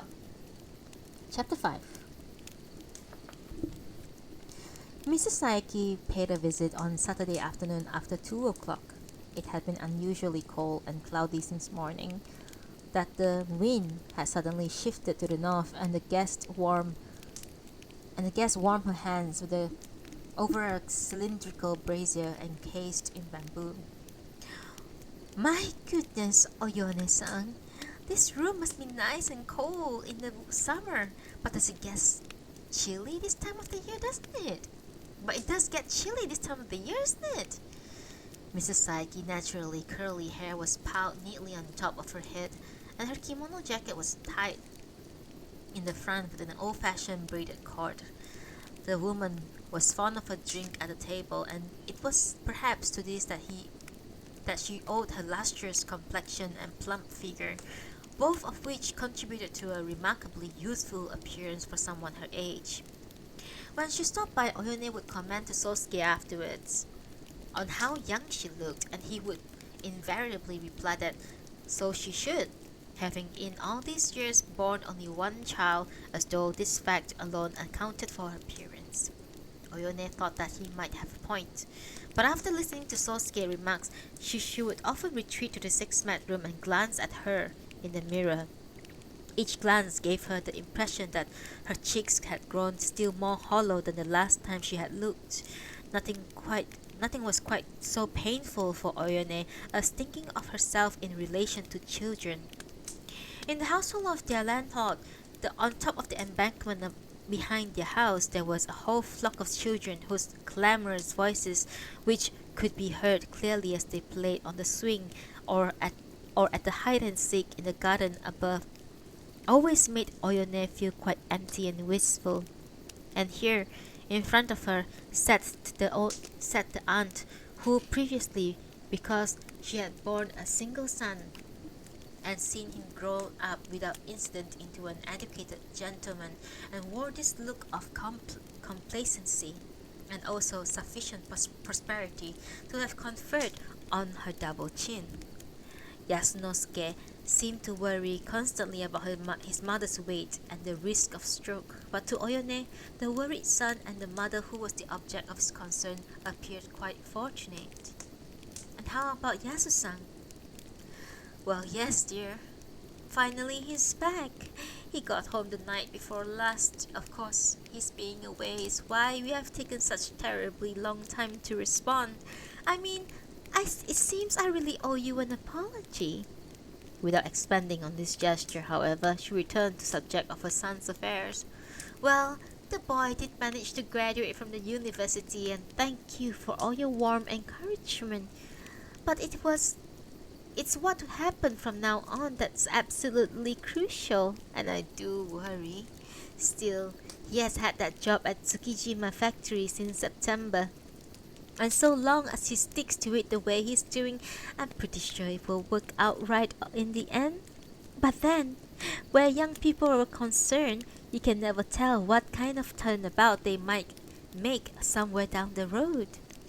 Oyone could only get in edgewise how nice here and congratulations there. The trip he just made to Kobe, she went on, was all bound up with this new business of his, you see. Something about a combustion engine or combustion engine that gets attached to a bonito boat somehow. Not understanding a word of this, Oyone nevertheless murmured politely, inquisitively monosyllables, which were enough to encourage her visitor. Well, I don't have the faintest idea myself what it is. The first time Yasu tried to explain it to me, all I could say was my, and oh really? And even now, I don't have a clue about the combustion engine. The repetition of unfamiliar term was accompanied by a raucous laugh. Anyhow, the general idea seems to be sort of a machine that you fire up with gasoline in order to make the boat move on its own, which, as far as I can gather, is the big advantage to it. Evidently, when one of these machines is attached, nobody has to bother with much rowing boats anymore. A dozen miles, 2 miles out into the sea, it doesn't matter. It still just keeps going like the wind. Do you have any idea how many bonito boats there in this country? Well, dear, it's truly staggering. And if you could fit out each and every one of them with this machine, why, Yasu said you could make a killing. Lately, he's been in a perfect frenzy, working constantly on it with no time else left for anything. Just the other day, I told him huge profits are all well and good, but if you keep on at this rate and ruin your health, what's the point? And even he had to laugh. The aunt went on and on about Yasunosuke and the bonito boats, bursting with pride and, for all her protestations, supremely confident in her son's venture. She never brought up Koroku's predicament. There was still no sign of Sosuke, who should have been home long since ago, leaving Oyone to wonder what possibly could have happened to him. On his day home that day, Soseki got off the streetcar at Surugai Shita, and from there, with his cheeks puffed out and his mouth puckered as if something vinegary, made his way on foot a couple blocks farther to the gates of the dentist's office. At the dinner table with Oyone a few days earlier, he had taken up a chopstick and he chatted and somehow managed to bite down hard the wrong way on the front tooth, which immediately erupted in pain. The tooth wobbled when he grabbed it with his fingers, and it stung when sipping tea and inhaling. The morning, as he cleaned his teeth with a toothpick, avoiding the one that was troubling him, he examined the inside of his mouth in the mirror and found 2 coldly glinted silver-filled molars, relics of the Hiroshima years, and an irregular row of front teeth, so worn that they have been filed down. Changing to his office clothes, he said to Oyone, "I must have been born with bad teeth. See how this one moves," and stuck his finger in his mouth and showed the wobbly tooth. "That comes with age," Oyone said with a smile as she adjusted his detachable collar and fastened it to the back of his shirt.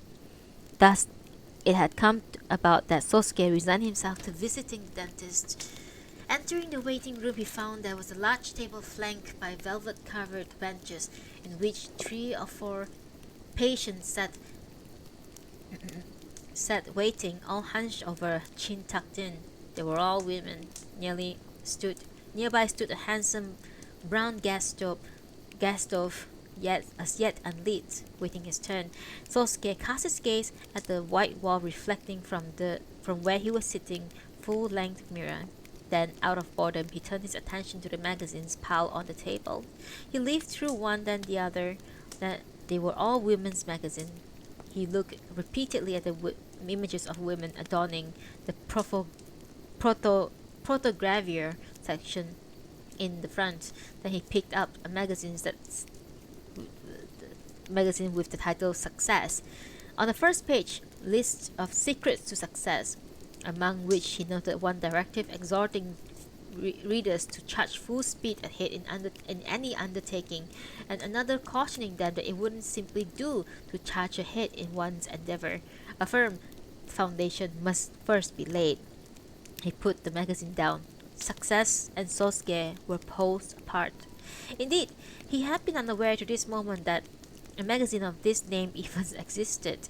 Presently, his curiosity revived. He opened magazines again. 2 lines of block print Chinese characters, uninterrupted by any Japanese script, caught his eyes. The wind blows across the azure skies. Drifting clouds disperse. The moon climbs over the eastern hills, a great shining sphere. Normally, Sosuke was not one to take much interest in poetry, whether Chinese or Japanese, but somehow this couplet appealed to him deeply. It had nothing to do with the nice parallelism between the 2 lines, or nothing of that sort. Rather, he felt a mild thrill at the thought of how happy a person would be if he could feel at one with the state evoked by the landscape of the poem. His interest piqued. He read the essays to which this poem was appended, but found it totally irrelevant. After he put the magazines aside, the poem continued to reverberate in his mind. Certainly in his day-to-day life over the past 5 or 4 years, he had encountered no such landscape. Just then, the door opened across where he sat. An intern with a slip of paper in hand summoned him by name to the treatment room.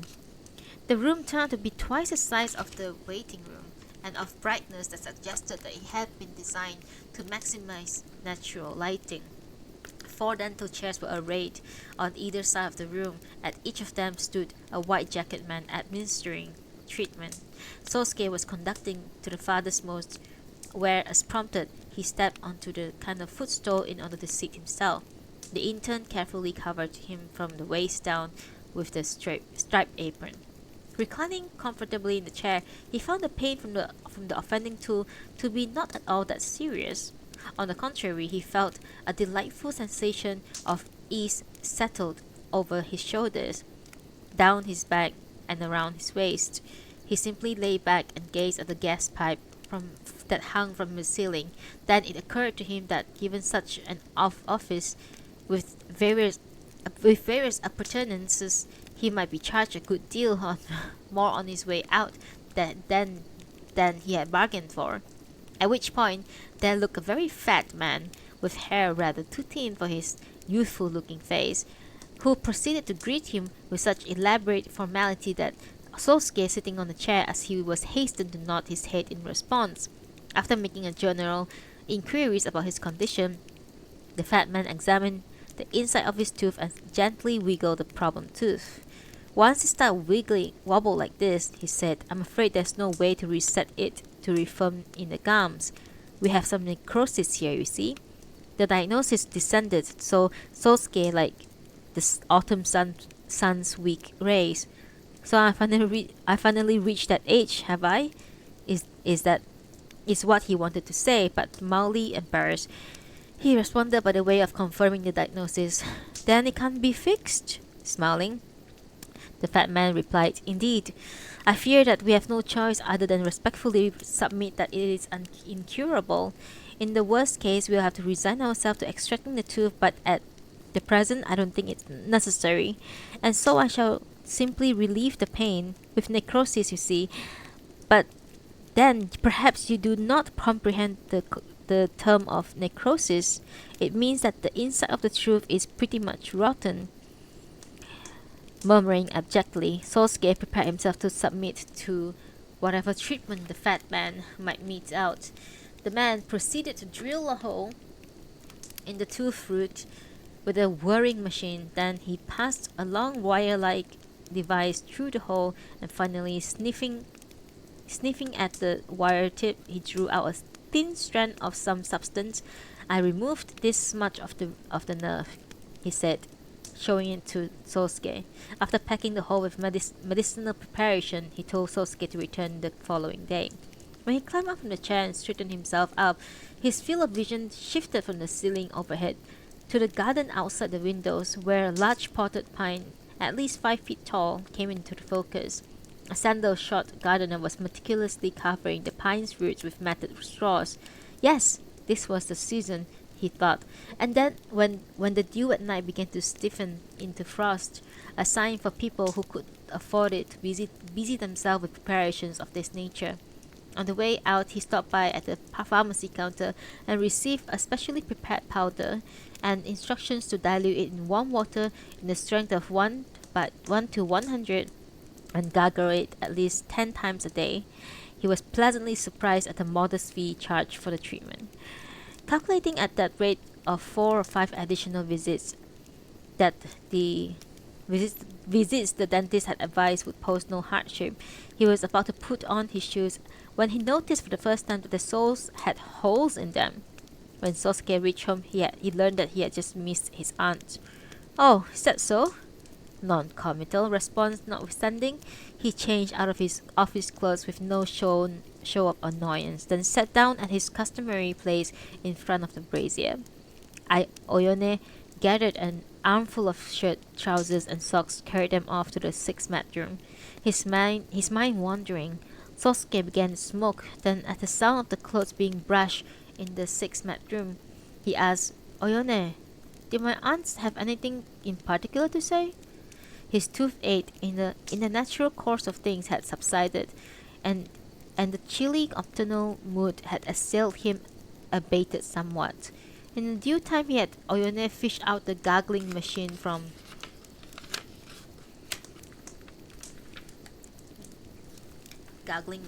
pocket and bring it to him to dilute in warm water. He stepped out onto the veranda and began rinsing his mouth vigorously. "The days have really grown short, haven't they?" he said, calling back inside to his wife. Presently the sun set. From the early evening hours at the neighborhood, where even in the daytime the noise of rickshaw traffic was not very noticeable, fell quite still, as was their habit that the couple drew near the lamplight. In the whole wide world, this spot where they sat together felt like the only source of brightness. In the light that shone from the lamp, Sosuke was conscious only of Oyone only of Sosuke. They forgot the dark whirl of human affairs, which lay beyond the lamp's power to illuminate. It was through spending each evening this way that, as time passed, they had found their life together. Oh. Oh.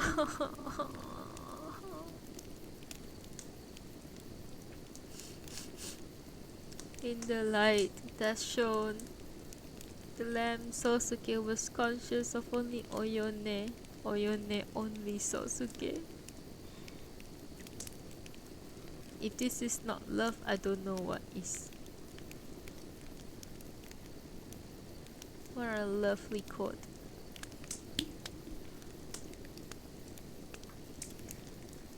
Tranquility having resumed, the couple leisurely discussed the reply that Mrs. Soseki had given to Sosuke's proposal, all the while shaking a container of dried kelp snacks, a souvenir from Kobe, courtesy of Yasunosuke, she had said, and picking out ones that's seasoned with pepper.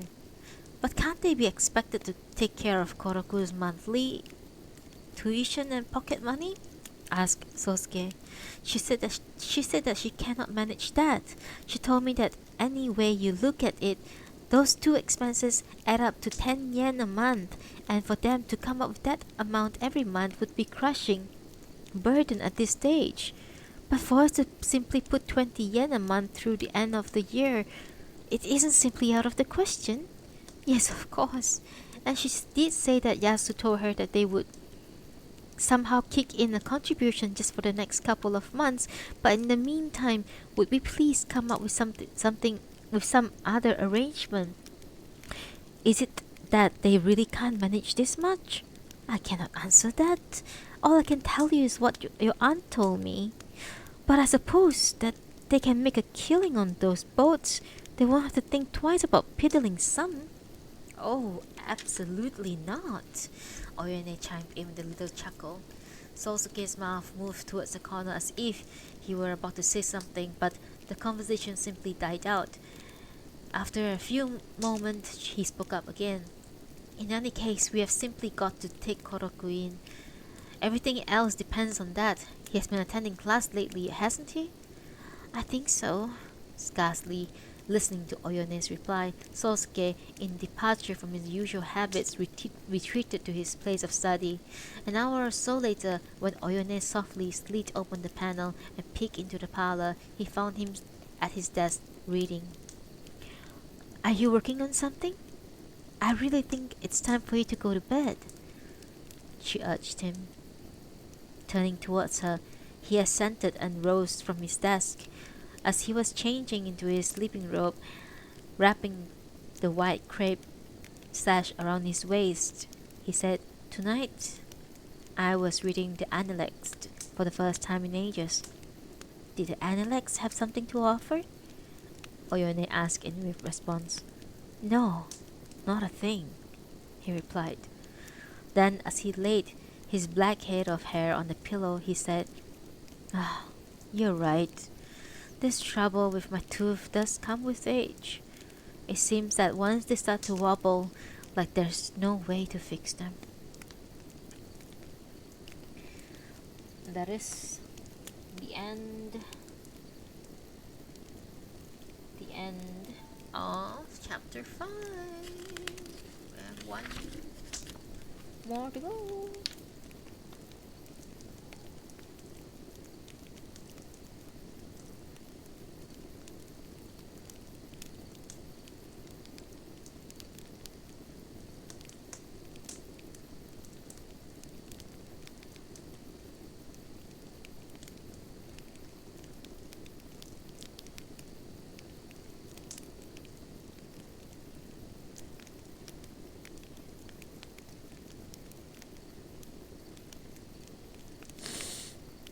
One moment, please.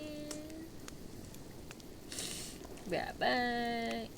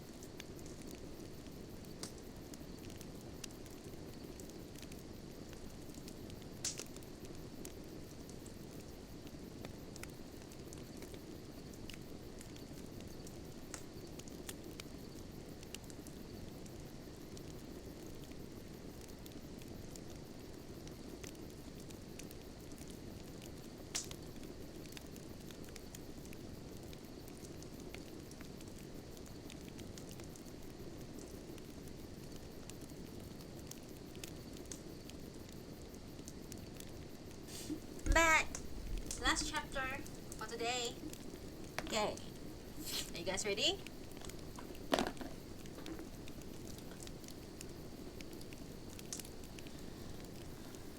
Last chapter for today. Okay, what's your tea?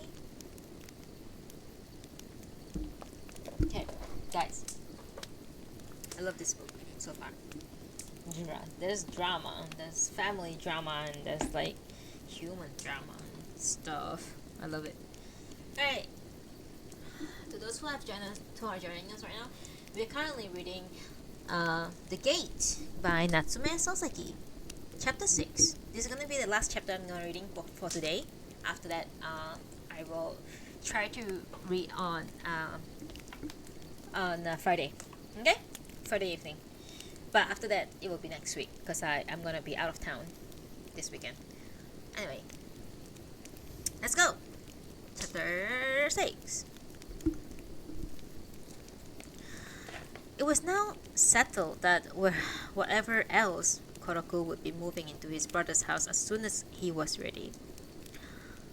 I hadn't thought much about what a bother it would be to find another place to put these things, Oyone observed plaintively to Sosuke, gazing with a look of mild regret at the mulberry wood mirror stand in the six-mat room. And in fact, once deprived of this space, she would have no place to attend to her appearance. At a loss for suggestion, Sosuke rose to his feet and cast a glance at one of the oblique panels of the mirror, which stood across the room next to the windowsill. From this angle, he could see a reflection of Oyone in profile, from his cheek down to his neckline. Distressed at the sight of a poor color, he shifted his gaze from the reflection in the mirror to the actual woman. Her hair was disheveled, the back of her collar faintly soiled. "Are you feeling all right?" he said to her. "You look very pale." "It must be cold," she replied, then quickly opened the door to a closet out on the west wall. At the bottom of the closet there was an old, badly scarred chest of drawers, and on top of that a Chinese-style trunk and a couple of wicker containers. "There's absolutely no place to put this," she said. Then you should just leave them there." On the level of small details like this, Koroku's impending entrance into their household posed no little trouble to them both.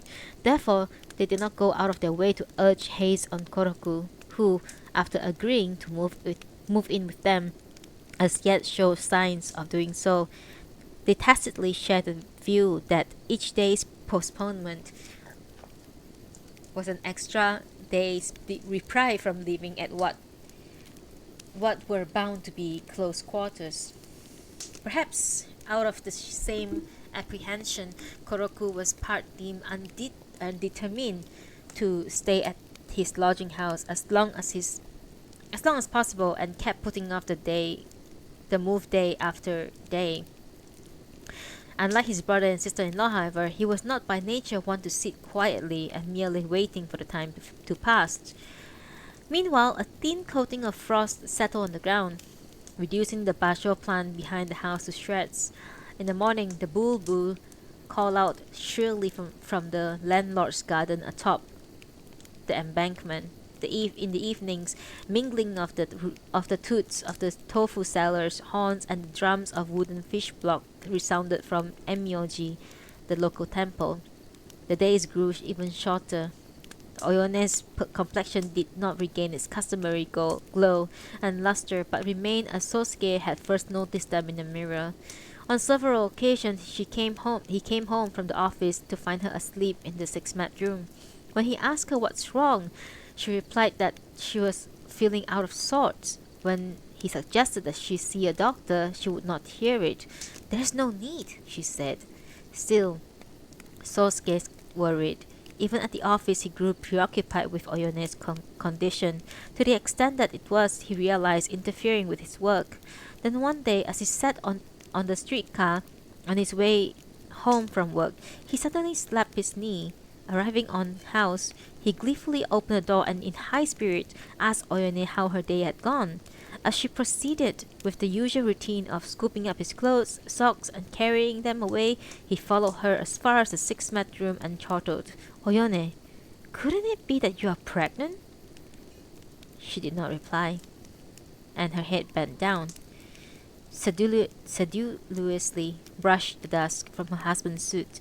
Later, when the sound of brushing had ceased and his wife still did not emerge, he returned to find her seated by the mirror stand, looking quite alone and cold in the dim room. She stood up and acknowledged his presence in a voice that retained a trace of tears. That night, the couple sat facing each other with hands cupped over the cast iron kettle that had been placed in the brazier. So,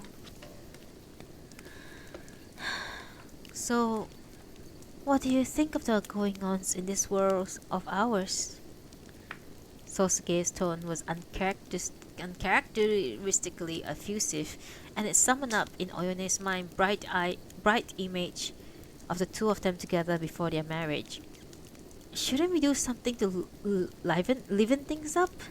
He went on. Things have been so dreary around here lately. Whereupon they launched into a discussion about whether to go out next Sunday, or if so, where. Then the conversation shifted to what they might wear for the new year.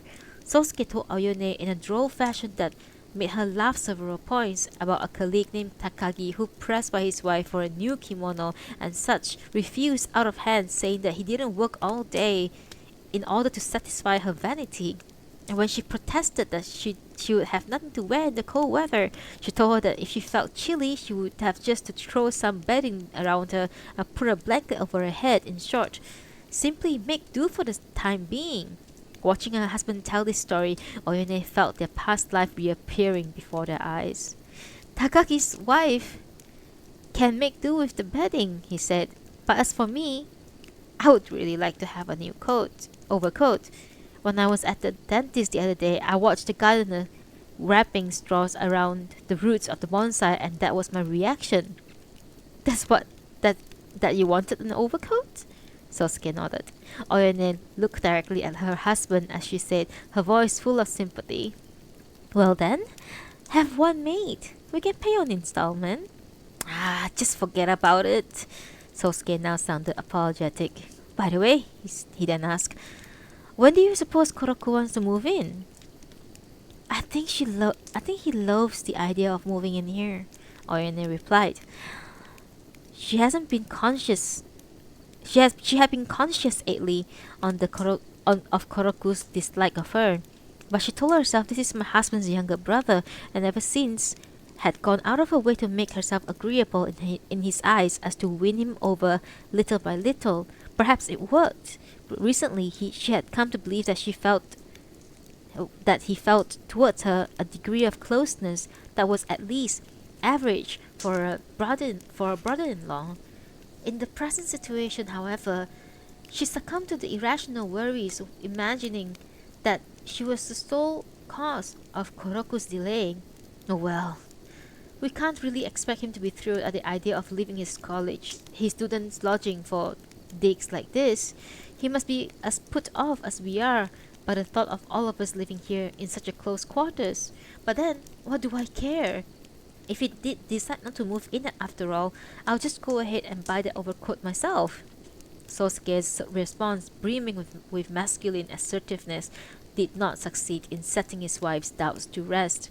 Oyone remained silent. After a while, her slender chin still resting in his collar, she turned her gaze towards her husband. Do you think Koroku hates me? She asked. When they had first come to Tokyo, Sosuke had often been questioned by his wife along these lines.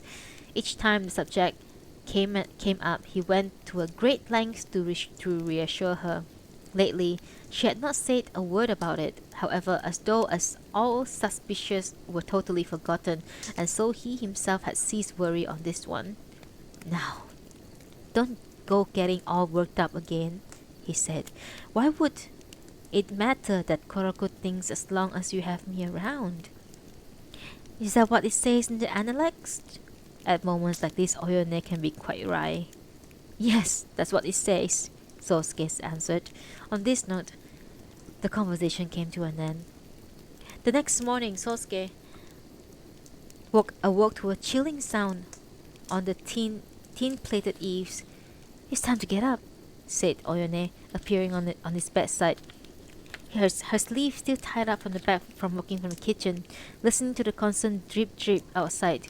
He wanted to stay a little bit longer under the covers, but at the sight of her animated figure, which so contrasted with her pallor, he leapt to his feet with a brisk word of greeting. The landscape was obscured by the heavy downpour, like a lion shaking its mane. The mossel bamboo near the top of the embankment swayed occasionally, scattering raindrops all over. All that Sosuke had to fortify himself with the drenching he was about to get from this dreary sky were hot miso soup and warm rice. These shoes are going to leak again, but without a second pair, what can I do? He stepped helplessly into the only pair that he owned, punctured soles and all, rolled up the cuff of his pants a good inch. That afternoon, Sosuke came home to find a metal basin full of soaking rags that Oyone had left out next to the mirror stand in the six-mat room. Directly over the ceiling was a dark splotch, from which water was dripping in intermittently. So it's not just my shoes. Now the house is getting soaked too, he said in a hollow laugh. In the evening, Oyone placed some hot coals in the kotatsu in order to dry out her husband's tweed socks and striped woolen pants. The next day it rained with equal force, and the couple repeated their routine. The day after brought no relief. On the morning of the third day, Sosuke furrowed his brow and clucked his tongue. It seems to have made its mind to rain forever. My shoes are sopping. I can't bear to put this on. And the six-mat room is a disaster from this non-stop leaking, said Oyone. They talked about the roof and declared that as soon as the weather improved, they would approach the landlord about having it patched. As for the shoes, there's nothing to be done. They chafe and squeak as Sosuke forced his feet into them. Then off he went. Mercifully, around 11 that morning, the sun burst out, and it turned into unseasonably mild day with sparrow chirping on the edge. When Sosuke came home, Oyone, her face astonishingly radiant, asked him out of the blue, "Dear, would it be all right to sell the screen?" The Hoitsu screen stood once again in the corner of the parlor, where it had been placed upon delivery from the Saekis.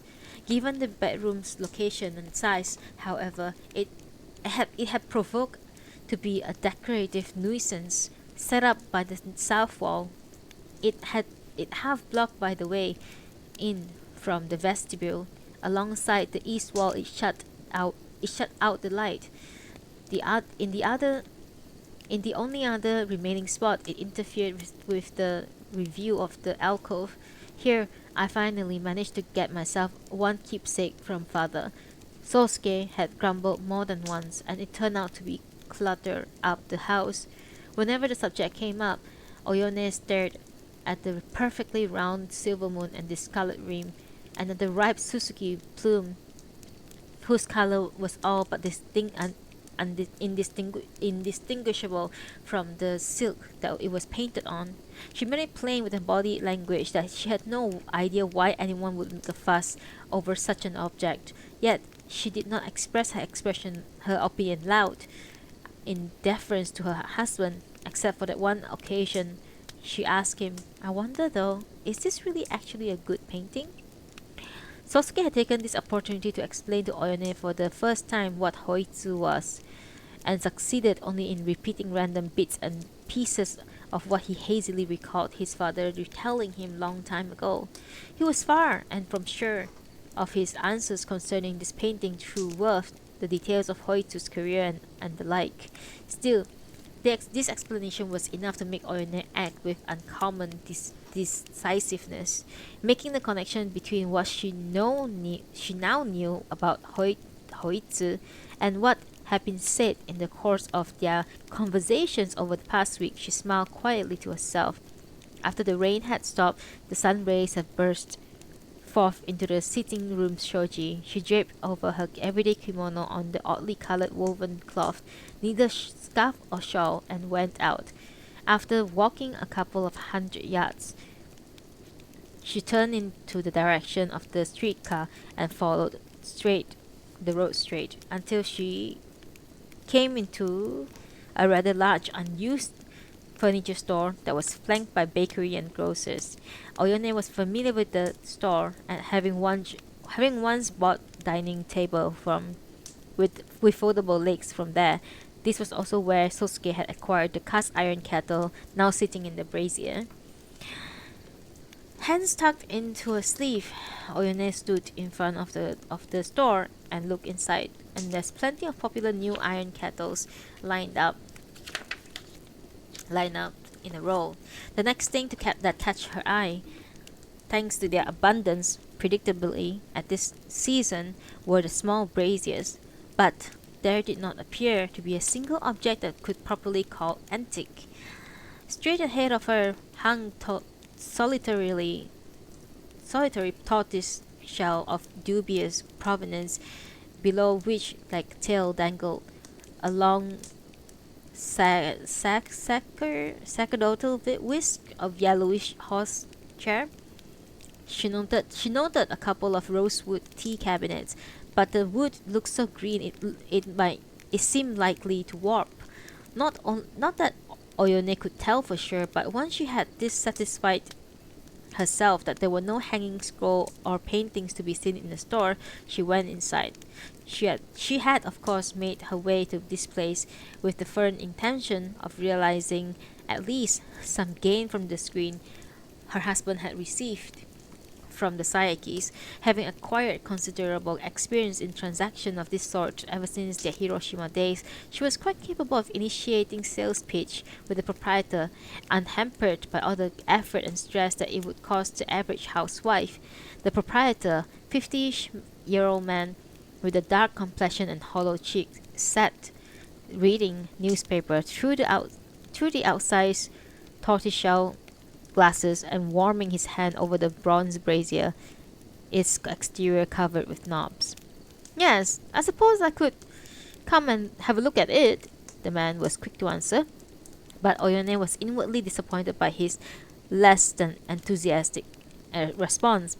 Still, as she herself had not set out on this venture on any high hopes, she felt obliged to take him up on his tepid offer, even if she felt as though she were asking him for a favor. "Very well," he said. "I'll be over later. The shop boy's not around just now, you see." Their business concluded for now, and with those brusque words, Oyone went straight home, thinking to herself that it was far from certain the proprietor would show up. Having finished her simple, solitary lunch, she just had Kiyo clear the table when a loud voice suddenly boomed out, "Hello!" And then it came the furniture dealer from the front entrance. Oyone ushered him into the parlor and showed him the screen. He stroked the frame and the backing. "Well, if you want to dispose of it." Then, after a moment of consideration, and with a great show of reluctance, her name applies, "I'll take it off your hands for 6 yen. This struck Oyone as quite reasonable, but it occurred to her that it would be presumptuous of her to close the deal without at least a few words from Sosuke. Then, too, the object of certain history to it, she thought, becoming still more cautious. Telling the dealer that she would discuss it with her husband as she came home, she showed him to the door. On his way out, he said, "Well, madam, since you have gone to so much trouble, I suppose I could be a little bit more generous here and offer you 1 more yen." Although trembling inside, Oyone was emboldened to reply, "But you know, sir, it is a hoitsu." Unimpressed, the man said dismissively, "There's not much of a market for hoitsu these days." After eyeing Oyone at length, he added, "Well then, be sure to talk it over carefully," and walked away.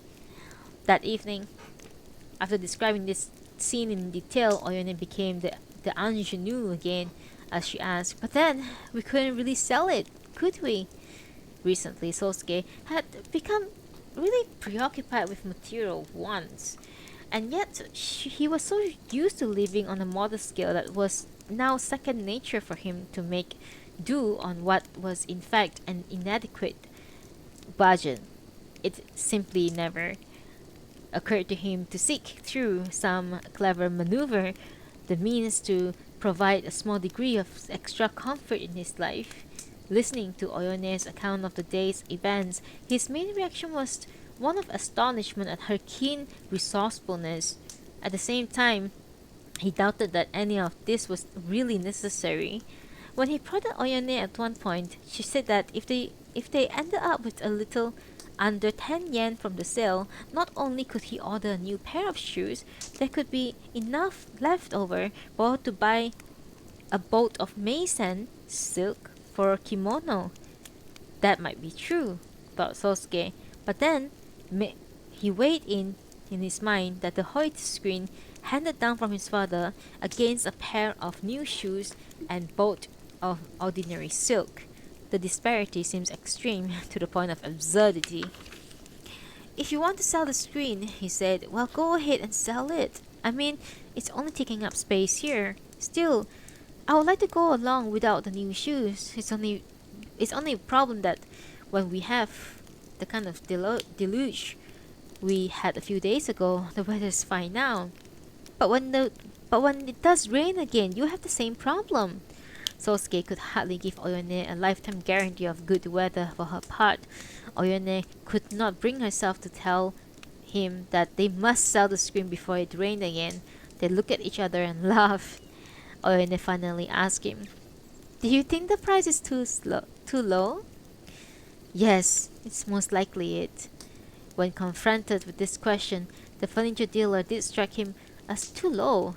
If they were to sell the screen, he wanted to get as much money as possible. He vaguely recalled having read something in the paper in the effect that for certain old paintings and calligraphy scrolls, the market had recently soared. Even if only he had heirlooms like that, he thought. But then faced up to the reality that no such thing had dropped into the microcosm that he inhabited. They always say it all depends on the buyer, but it also depends on the seller. As a great work as it may be, it won't matter, since the fact that it's mine means it won't sell for much. Even so, 7 or 8 yen, that's really so cheap. There was a defeatist ring to Sosuke's words, even while it was a pain to defend not only the Hoitsu screen, but also the furniture dealer. He gave the impression that his involvement alone rendered the situation hopeless. Looking somewhat depressed herself, Oyone dropped the subject. The next day, Sosuke told all of his colleagues about the screen and its prospective sale. More or less unanimously, they said that the offer he had been made was ridiculously low. Not one of them offered to broker a more lucrative deal, however, nor did anyone acquaint him with certain steps that he should take, channels he should explore in order to end up a sucker. In order not to end up a sucker. Finally, then he was left with no choice but to sell the furniture to the furniture dealer on the other side street. That is, the only real alternative was not to sell the screen at all, but to set it up again in the parlor and live with the nuisance. He opted this alternative. There stood the screen once more when the furniture dealer turned up and asked them to sell it to him. This time for 15 yen.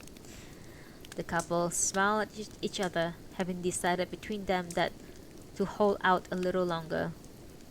They decided to sell now. Oyone had begun to take pleasure in rejecting the dealer's offer. The dealer visited them again. They declined the offer. On his fourth visit, he brought a man that they have never met. After a whispered conversation, the dealer at length came up with an offer of 35 yen. The couple proceeded to huddle off to one side for a discussion of their own, and then made up their mind, finally, to dispose of the screen. There you go, guys. We have finished chapter 6. I'm finishing 6. We're done with chapter 6, guys. What do you guys think? That's good.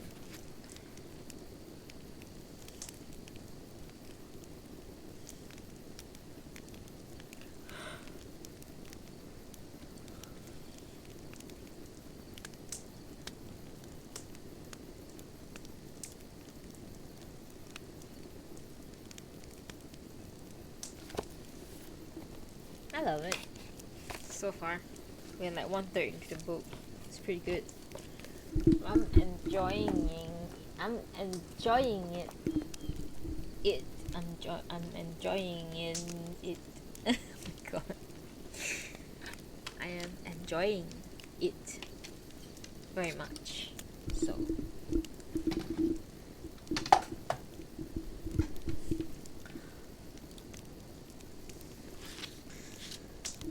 what you guys doing?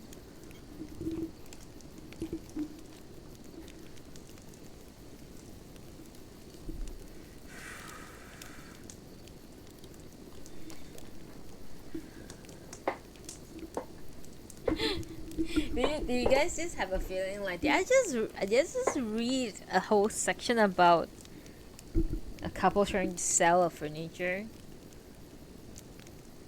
But that's Natsume Soseki for you. And this is how Natsume Soseki is.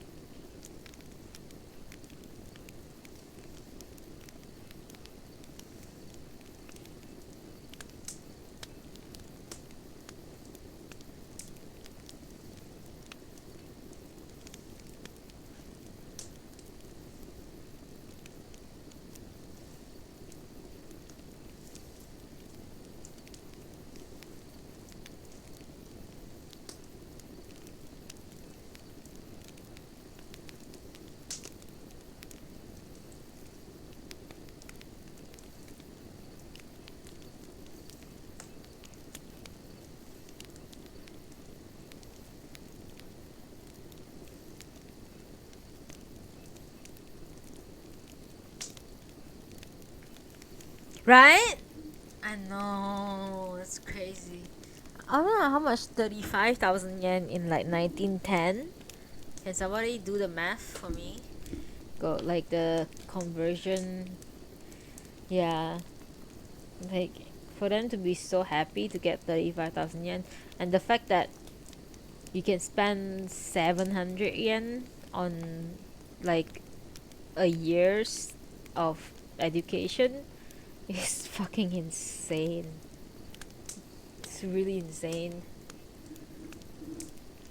Yeah, to sell a screen for 6 yen, and then they rejected it, and then they kept coming back, and they gave him 35, 36, and supposedly it's a lot of money. Like even like 6-7 yen, she was talking about how you can buy a new shoe, and I can buy like this silk thread thing that's supposed to be like really good quality, silk thread for her to like fix clothing and stuff. That's insane. Just to think about it.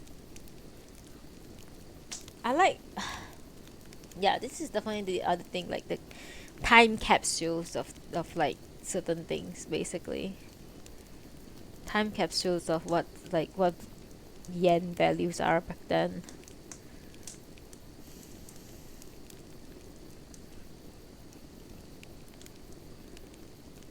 Like how he was given like 2000 yen and it's supposed to be a lot of money. Oh my god, I cannot imagine 2000 yen right now is like, I don't know, two bowls of ramen or something and gyoza. Jesus, I don't know, that's crazy.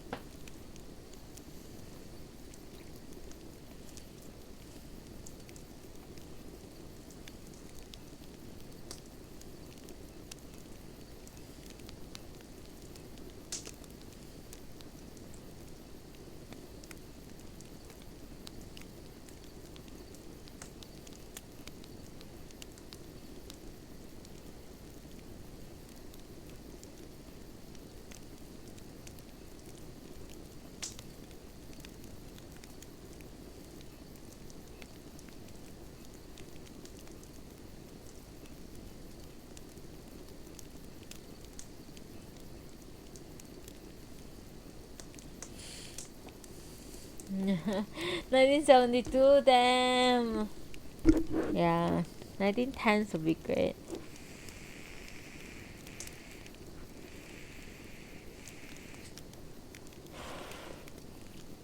So basically, he had 2000 yen, and then he gave 1000 yen to his uncle to take care of his younger brother, and then he kept 1000 for himself to survive.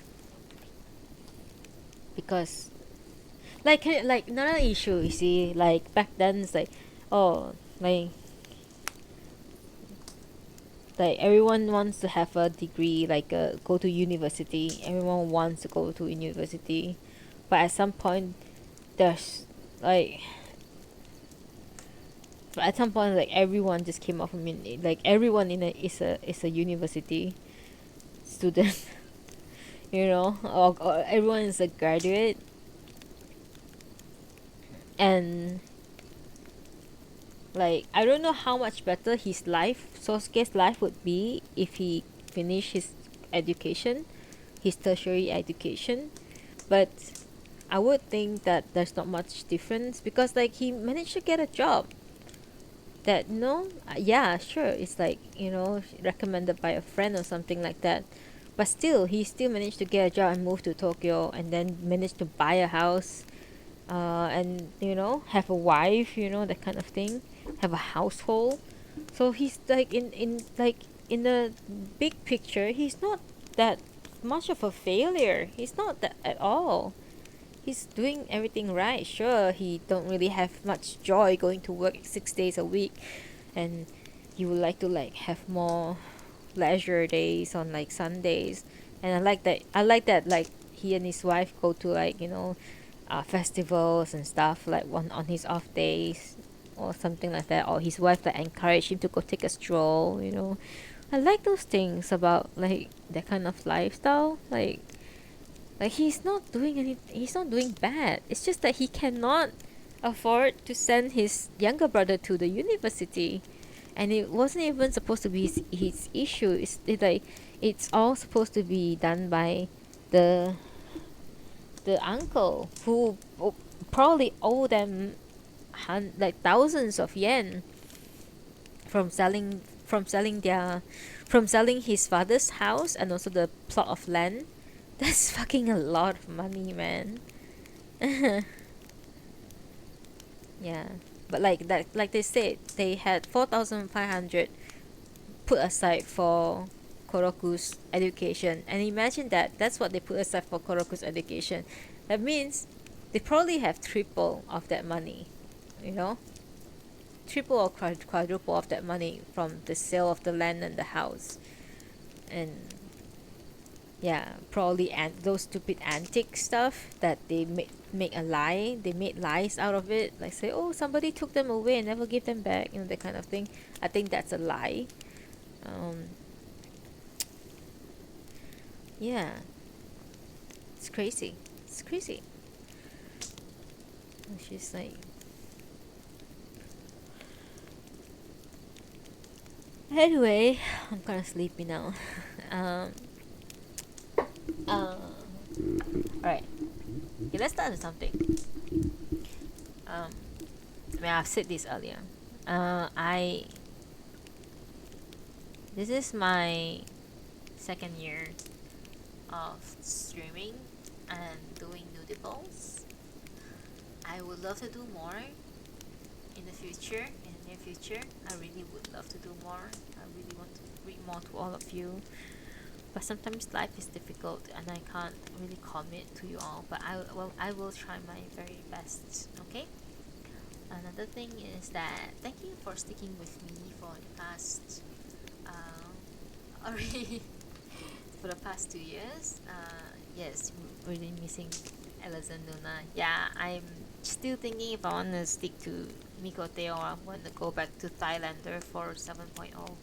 Still thinking, because 7.0 the adjustment to the Thailander looks very good to me. I might go back to Thailander, but we'll see. Alison Luna definitely suits the reading session a lot more, but yeah, gotta make do, huh? Um, I I appreciate each and every one of you, and I cannot even tell you how much you all mean to me.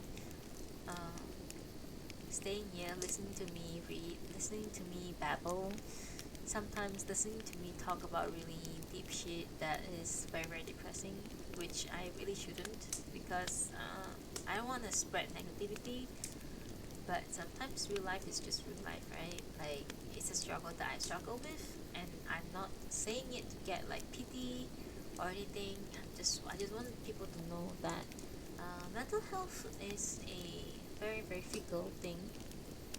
um, it's very difficult to get rid of it. um, I've been trying. I've been trying very hard, but relapse happen. When relapse happen, I just cannot find the motivation to come out and do this, and I'm very, very sorry for that. um, to people who subscribe to me and expect content, I really apologize that I don't pull out content more, and I'm trying my best. Maybe next month onwards I'll do better. We don't know, but I don't want to make like false promises. Yeah, I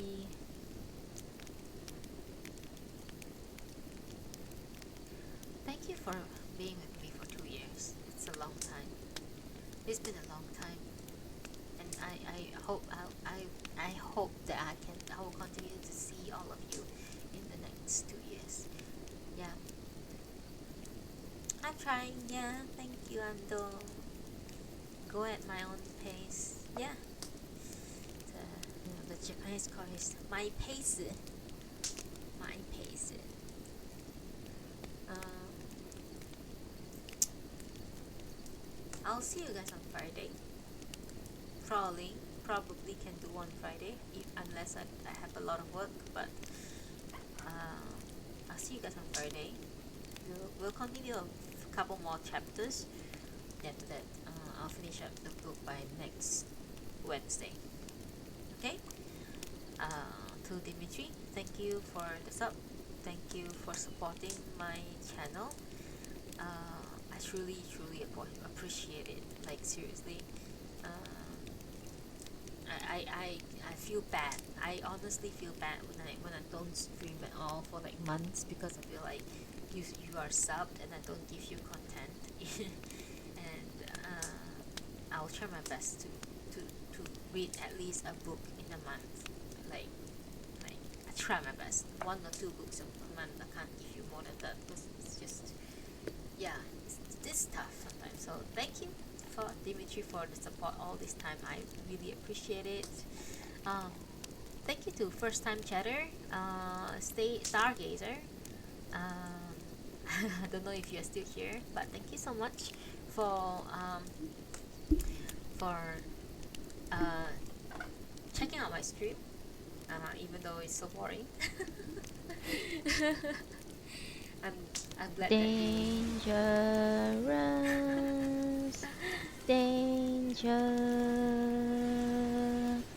danger. Why do I sound so cute in that soundbite? Yes, thank you to Stargazer for dropping by and checking out the stream, even though it's literally just me sitting here and reading. I really appreciate it. I hope you come back one day. Thank you for my holy wing.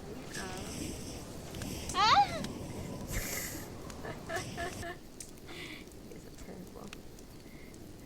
Thank you for my holy wing for dropping by as well, even though you didn't say anything. Thank you so much. Thank you to Hey Jude. Um, for stopping by as well. Thank you to Ando. Definitely. Super. I like when you walk in, I knew that it's you, but I was just like, why is the name different? Okay, now I know who you are. And also, obviously, big thank you to Diane. I don't know if Diane's still here. Big thank you to Diane for always here for moderating my stream. Also Twisty for moderating my stream. Yeah, Diane for thank you to Diane. Thank you, huge thank you to Diane, guys. Huge thanks to Diane. I would not be doing this if it's not Diane's forcing me to do this. Like Diane's like, you like doing this thing, why don't you do it on stream? And I'm like, blah, like, you know, you need to like show your face on stream and stuff. And he said, no, you can use avatar. And he's like, he sent me all these things, like he just helped me out, like Diane just helped me out with everything, and then like helping me with my emotes and everything, and it's like just I am eternally grateful for Diane for bringing me out of my deepest and darkest moments, and it's I have to thank Diane for everything. Basically, yes, Diane is 100% a keeper. Definitely, everyone should keep Diane. So, just you know, I'm very thankful for the people in my life who supports me, follow me, and you don't have to sub, you know. Dimitri sub, because I know Dimitri's mindset is that you have so much content, so I gotta sub because you have so much content. I think Dimitri just said that before to me, and I'm very grateful for that. But generally, you don't have to sub. It's all free content. Go, and I have everything, like, you know, compartmentalized and also like categorized, like in my Discord, in my Twitch, and in my YouTube. So if you ever want to like listen to my old streams, just go ahead to my YouTube. I think YouTube replays better, but I don't know. But yeah, just go to my YouTube and read my watch my old shit, like stupid shit, or watch me clear raids and stuff like that. I really want to get back to the raiding scene. So if somebody wants a summoner or a ninja or a bard, let me know. I'm here. Anyway, it's getting too long. I'm really tired and I wanna go to bed early today, so I have to wake up early tomorrow. So thank you so much everyone for sticking with me. I fucking love all of you. I love all of you. I'm not even kidding. I love all of you. You guys give me strength to continue. Continue what? I don't know. Continue doing this, I guess. And that's all that matters. And I hope that one day I hope that one day that I will be a more positive and happy person. But for now, thank you for listening to me read today. I love you. Thank you, thank you, thank you, thank you. I'll see you all on Friday. ありがとうございました。Okay? See you all soon. Thank you so much. It's so nonchalant. It's reading.